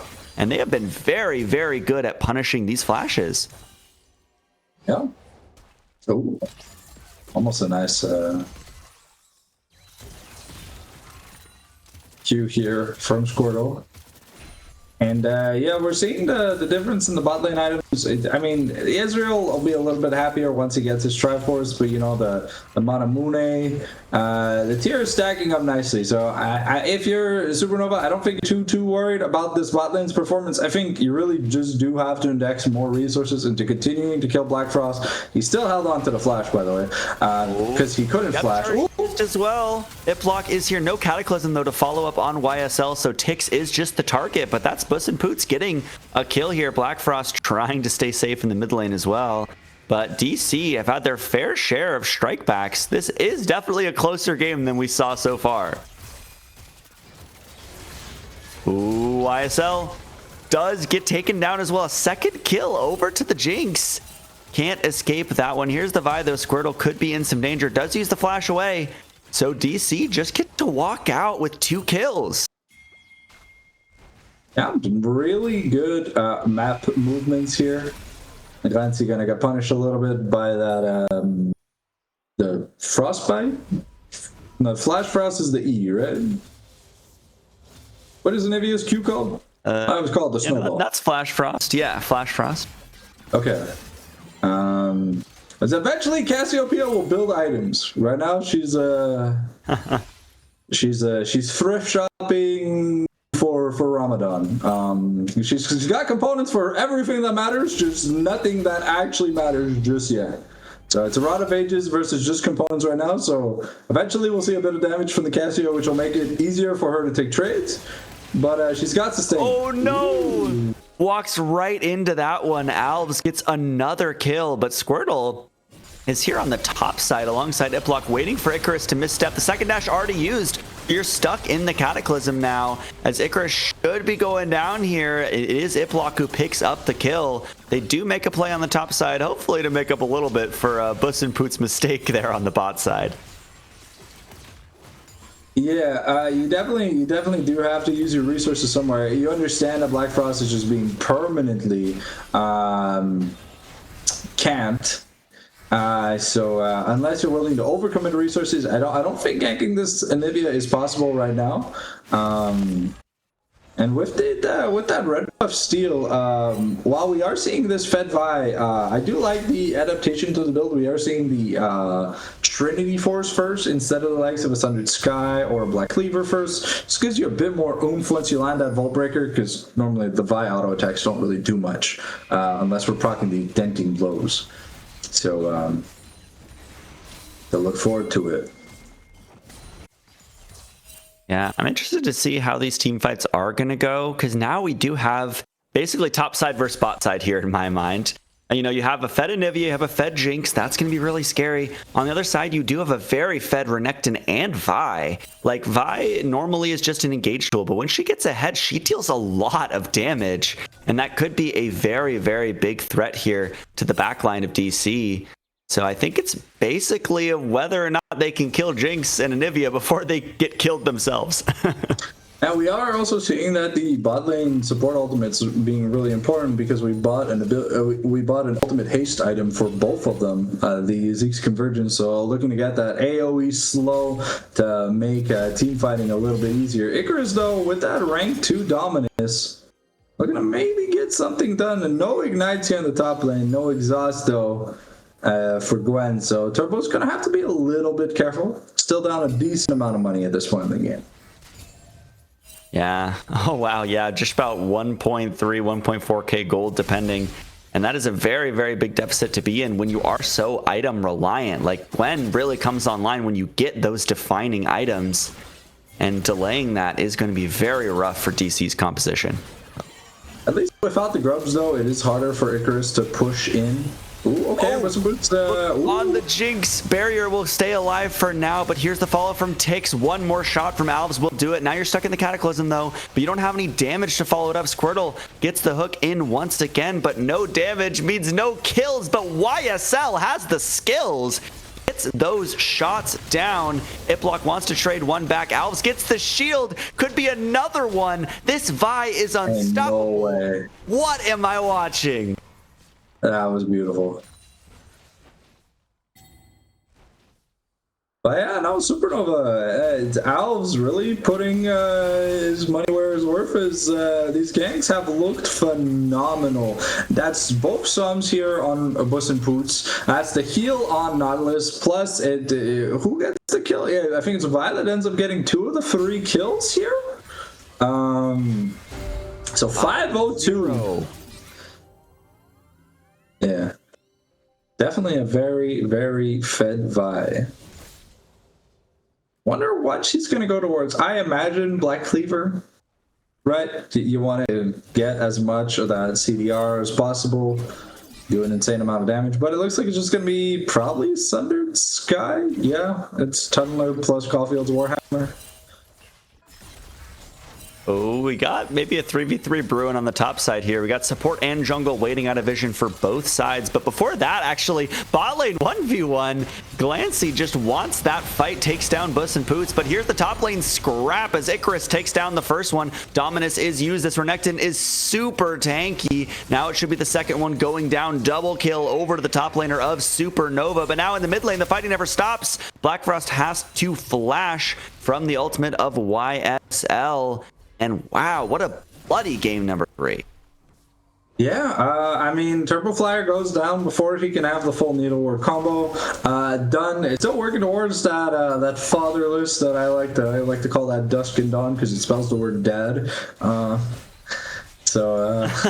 Yeah, that Hex Trigger proccing and saving Icarus's life means that a Call of the Meek is enough to just settle the score. 5-1-1 on this Renekton, 5-0-4 on this Vi, 0-2-8 on the Rakan. This melee goon squad is really putting the pedal to the metal. Scaling is one thing, but you gotta make it to the late game to make it to the late game. If you don't, you just YSL though could be in trouble. Yeah, gets hooked. The shields are not enough. Bus and Poots takes down one. Death charge is invested, but not enough damage to take down that second kill. But very nice catch there from the bot lane of DC. Yeah, objective bounty's up. But it's not first turret, but if this turret goes, oh, there it is. The cease and desist used. Alves is dominating. Squirtle tries to flash away, but the slow is pretty good. Maybe just a little bit too tanky to go down here, but now we got a 1v1 in the bot side. Glancy could move forward, got the poison on the target. Miasma comes down. Glacial Storm is brewing, but not enough damage here from the bird. Gets the stun, gets the slow, but the egg should be popped here, and Glancy should with the just True Shot win Barrage. this. We'll see. True Shot Barrage coming through, does go wide. Black Frost back up, but it's not enough. But Tix here to steal the kill at the very end. Yeah, no, I mean, I feel like DC are overforcing too much. We're getting like really greedy. We didn't need to stay for that turret. We got the auto for the play. We should have backed off. It was kind of clear. You don't know where the jungle is. The jungler's been trying to dookie on Bus and Poots the entire game. And what do you know? The second you land the before last auto attack on the turret, Vi appears in your peripheral. Squirtle, yay! It's oh, okay. Yo. Got the teleport coming in too. Now it's Alpha. The counter attack. We are ganking. Huge shutdown here if they get the Vi, especially onto Bus and Poots. Well, the Gets back Cataclysm over the actually wall. You're working going the against- wrong direction. There's the flash coming out from Alves as well. Now they want the fight on the other side. Bus and Poots is the target though. True Shot Barrage chunking so hard. YSL takes down the enemy AD carry. Squirtle has to use the dredge line to try and get out. One more knockup should seal the fate. But look, it's the Rift Herald. Saves Alves' life. No casualties so far from Supernova. And they get 2. They get 2 for 0. The Battle Herald. Call it Rush Hour 3 because that was a funny chase scene. But yeah, no, you see Cassiopeia with those boots, with that passive, with the movement speed from the teleport. She just zooms in the second she arrives. Bus and Poots doesn't even have time to blink, and the Miasma's on the ground, can't flash out, gets knocked out. The True Shot Barrage looked like it was auditioning for Big Brother because what was that damage? It half-lifed Bus and Poots. And yeah, this Jinx has 2 items. She's at a critical point right now in the juncture where you have 50% crit, right? So if you can, if you're a Cuphead speedrunner and you're rolling the dice properly, Jinx is dear excited, lord, but again. It doesn't matter if you have the passive. If you just get blown up, obliterated, Squirtle cannot do anything to keep the AD carry safe here. But now looking onto Icarus, you're 1v3 under the tower. There are no minions, so they delay the dive, but it does give Supernova some time to respond. See what they do pick with up it. turrets. I believe in the mid lane they're gonna pick up a turret in exchange. So Turbo Flyer gets a plate in exchange for Puss in Boots plus a turret plus dragon. And it's an Ocean Soul, cause hell yeah. I guess we're tied up. We're tied up once again, Boss Kitty. We'll have to settle the score next week. Yeah. Well, actually, wait. I won week 2. Oh, you did? Yes. Yeah. Actually. Yeah. So you're 1 ahead. We'll have to see. I can't lose at my own game. That would be very disastrous. That'd be like Sony expecting Xbox to pull the same stunt they did when they stopped releasing games. Which, to be fair, they did. But maybe you should have expected Nintendo to stop releasing games if you wanted the choke to land a little bit better. We see them. Oh, maybe producer chimed in. I can't remember if I got 2 in week 1. If I did, then we are indeed tied up. Tied. So we'll have to go back and VOD check. I'll check next week and we'll get a full tally here. But it's a close race either way. Yeah, but with that Mob Malmortius that Icarus has now, it does feel like there's no magic damage at this point because we have double mana items, but Anivia isn't Rise, so she doesn't get 50% extra damage from building 2 tank items. While Gwen, she's that one bartender NPC from Morrowind, the one you don't have to talk to at the start of the game. One day she'll do something. We believe, the Gwen is immune. It's a meme for a reason.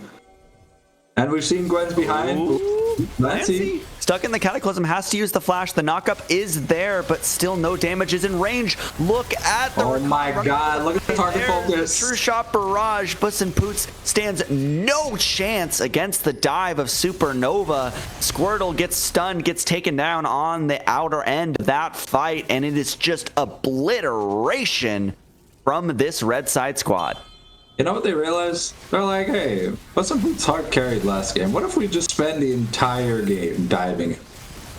And no one else matters. We'll kill them when we have to kill them. But we're gonna flash ult this Jinx every chance we get to. And this Jinx has not had any peel, not had any chance to shine. And with another multi-kill, that's gonna be a free Baron. We're looking at an 8,000 gold lead here for Supernova as they are looking to tie up those standings. And I think with tiebreaker rules or whatever, they're looking to take first place. Yeah, I mean, that's a huge spot to be in this early on. If you are first place and you beat the other team that's tied for first place, that is really good. Just straight up, very good spot to be. I mean, speaking of also good spots to be, they have the Baron, they have the Soul Point. This game is definitely looking to be in their favor. We saw Death Guard doing a lot in game number 2 with their team fighting, with their presence in the game, but so far it's been very hard to do anything here. We have to add context. It stemmed from Sivir getting 6 kills in 12 minutes. True. The Jhin had Serrated Dirk. Sivir had an item and a half. Yep. Yeah, that's true. The Jinx here, while she farmed up well and the bot lane skirmishes looked okay, Alps realized that this Jinx is the only real source of damage on the enemy team. So if she dead, they win. And we've been seeing Flash, Vaultbreaker ults the entire game. And even Icarus understands. Oh my god! So much damage. Watch out for this Crocodile as Itblock can't even handle the heat either. Double double kill and started off as a 1v2 as YSL will take the third. Here's Cease and Desist onto Black Frost. If they get the other carry, this could just be the game. Alves will go down for the first time here, but it should also mean the death of Anivia. Glancy on a rampage. They have the Baron, they have the kills. Jinx is up in 10 seconds, but they want the series.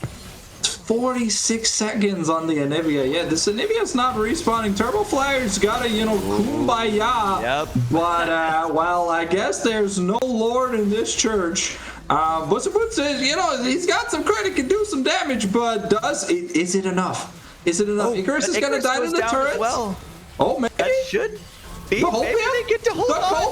But the crowd did. Damage, though.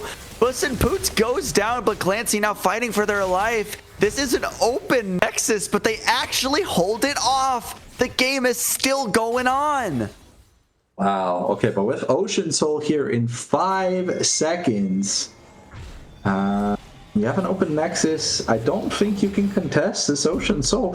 You see Ezreal also skipping the Shojin early, just going the Eternal Hunger. He knows he's landing these skill shots. It's not an Ashe game 1 issue, We've got that accuracy from the training range. And now, Vi's so rich, she just buys a GA. It's probably not gonna proc. Which is crazy. Squirtle, Squirtle here. He's trying, but he's got a bit of armor, so he's not getting one shot by YSL, but he's definitely not a good look. I think the big problems if we have to look at bot review for dev cards is this series is definitely Turbo Flyer going with the solo queue mentality of fight, but losing that first fight is fine. But the buff that went over to the Renekton early, right after when the Jarvan ganked, that wasn't good. And then just keep on fighting too much. There's a threshold for what is it? Is it the sunk cost fallacy?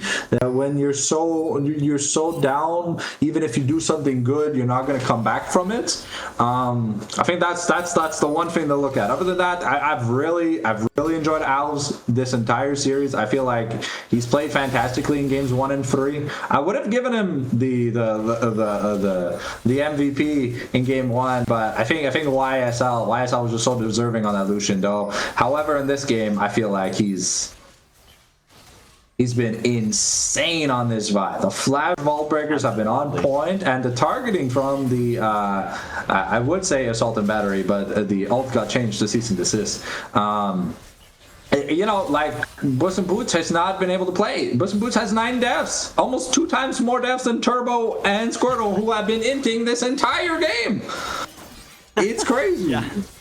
I mean, kind of a nightmare scenario for any ADC in this scenario. You have a Vi, you have a Fed Renekton, like both of them just click on you, and what can you do? You're dead. It doesn't matter what you have up, doesn't matter who's on your team.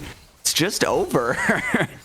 And I think, to be fair, though, the problem stems from early on in the draft. We drafted the Jinx super early, and then Supernova just saw that, Jinx is the only problem. What if we just kill Jinx all game?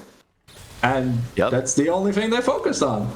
Puss in Boots, Alves even gave up his deathless record just to make sure Puss in Boots died at Glancy's hand. So, it's one thing. We have 3 crit items on the Jinx. This is huge.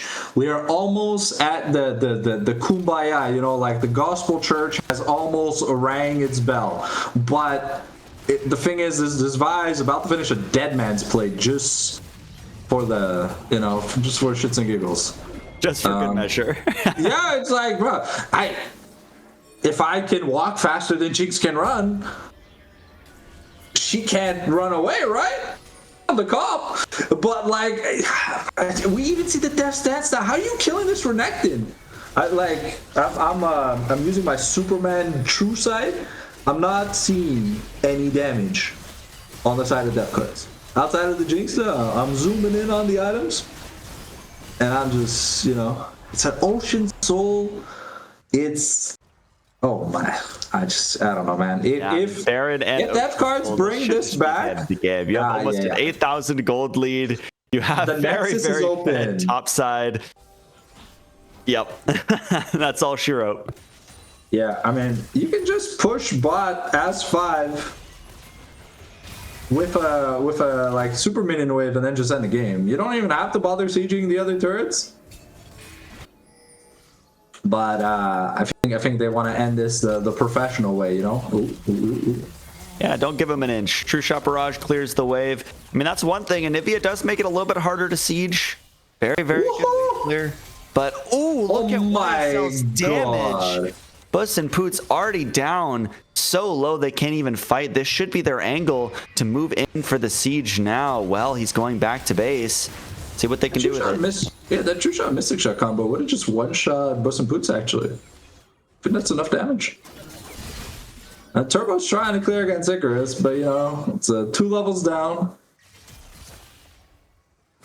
And it says something when YSL is the same level as the jungler.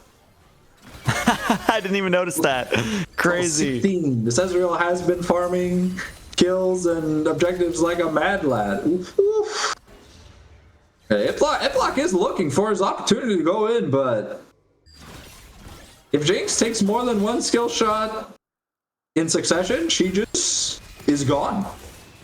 Yeah.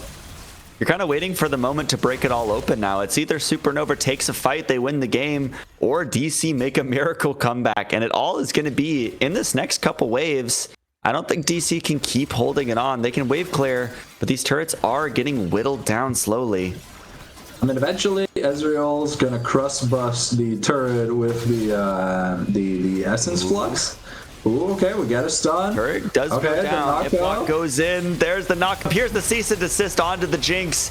As long as they can get onto this carry, it should just be over. Squirtle goes down, but Puss and Poots is not long to follow. Here's the last fight. Actually does shut down YSL. Now it's not looking too bad. Look at the Anivia spacing here. It's just about whether they get onto Black Frost, but Icarus is too big with the Dominus. This should just be the end of the game. This should be the end of Black Frost here. Goes Golden to buy a little bit more time, but in a 1v3, this is not looking good. Here's the end of the game, and Andromeda really gave us a series to watch today. Nice job. Yeah, good job to Andromeda. You know, we were a little skeptical at the beginning, you know, given that Death Cards just had a really clean win-loss record in terms of how they were closing out their games. But, you know, now Andromeda is this confirmed that they take first place currently in the Hextech group? I think so. I'd have to double check, but that sounds right to me. Okay, yeah, and they've showed that they are willing to throw everything on the table for a messy team fight. And if you are not ready to adapt to the G2 chaos team fighting style, you will lose. They know how to identify threats. They saw that Jinx was the only one doing damage. Like, sure, Anivia was landing some Flash Frost, French fry combos with the Glacialator, whatever her E is called, right? But you know, at the end of the day, a crit carry that is gray screened more than anyone else, almost 2 times in the game. It's crazy. Like 14k damage. The Cassio did 2 times that. Ezreal did 2 times that. Renekton almost did 2 times that.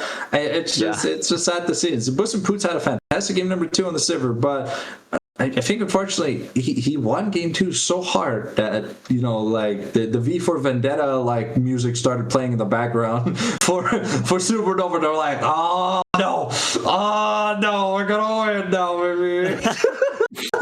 Yeah, I mean, I think the same thing happened to Alves this game. Like, must have done some sort of meditation or mental clarity between games 2 and 3, but just complete lock-in and honestly near perfect game in the jungle in this one. It was very, very beautiful to watch. So to tie it all into a bow, do you have a player of the game and a player of the series for us today? I'll be honest, I have to give player of the game to Alves. I feel like the plays he was making on this Vi and the plays he was making on the Wukong in game number 1 were a little bit too fantastic. YSL tried, dang, he landed some fantastic Mystic Shot, True Shot Barrage combos with the Essence Flux. But I think just the overall space that Alves was able to buy in all 3 games, even though game 2 didn't look that that good. And to be fair, he just wasn't allowed to play in game 2. He was just permanently denied from doing what he had to do. I think I think the priority he brought the team, the target focusing that he was able to consistently land. He was never shut down outside of game 2, and in games 1 and 3, he really was the catalyst that led to the early Barons, the early Dragons, the early objectives, and we're in an objective-focused meta where when you're behind, these objectives are do or die. It's not like Otacon where if you accidentally lose it, you just lose the game. But it's the amount of tempo you lose every time you flinch badly. The smite fights also went Alv's way the entire time. Iplock got close on a few smite steals, but he couldn't land it. I think maybe the result would have been a bit different had we not had the substitute for game number 1, because I feel like, I don't know, there might have been like a disconnect between Adlophobia and Def Cards themselves. But we're looking forward to seeing these two probably play again, unless it's a double round robin in semi-finals to finals. It's looking good. Like, if this ends up being our finals matchup for the AEL, for the playoffs, honestly, this will be one of the most high best of 5s I think we'll have. Definitely. Very, very long time. And I think it definitely deserving for Alves for player of the series and player of the game here, obviously. Definitely my vote. But really, really good League of Legends today. This was a blast to watch, a blast to cast. Anything you want to add before we tie it up here? To the other teams in both groups, can we get series like this? I don't want to watch no 2-0 stomps where you give up 10k gold at like 10 minutes, please. Like, if you're gonna play like Carmine Corp, please just FF the week. Like, I'm kidding. Legally speaking, I'm kidding. But please, just give us banger series. If you're gonna lose, go out fighting, please. Just give us something to cast. Because when someone just gets one shot from halfway across the map, like, there's nothing we can say about it. It's like, oh no, the same thing happened for the 7th time in a row. The AD carry lost flash. It's over. Yeah, no, that's a call. It's all the AEL teams out there. Give us some bangers. We're here for it. We love to cast these. So thank you for casting with me today, Fallen Sanctum. Thank you, Macros, for producing. This is always a blast to produce and cast with you guys. And thank you guys for watching. And we'll see you next week for even more AEL action. See you then. Bye-bye.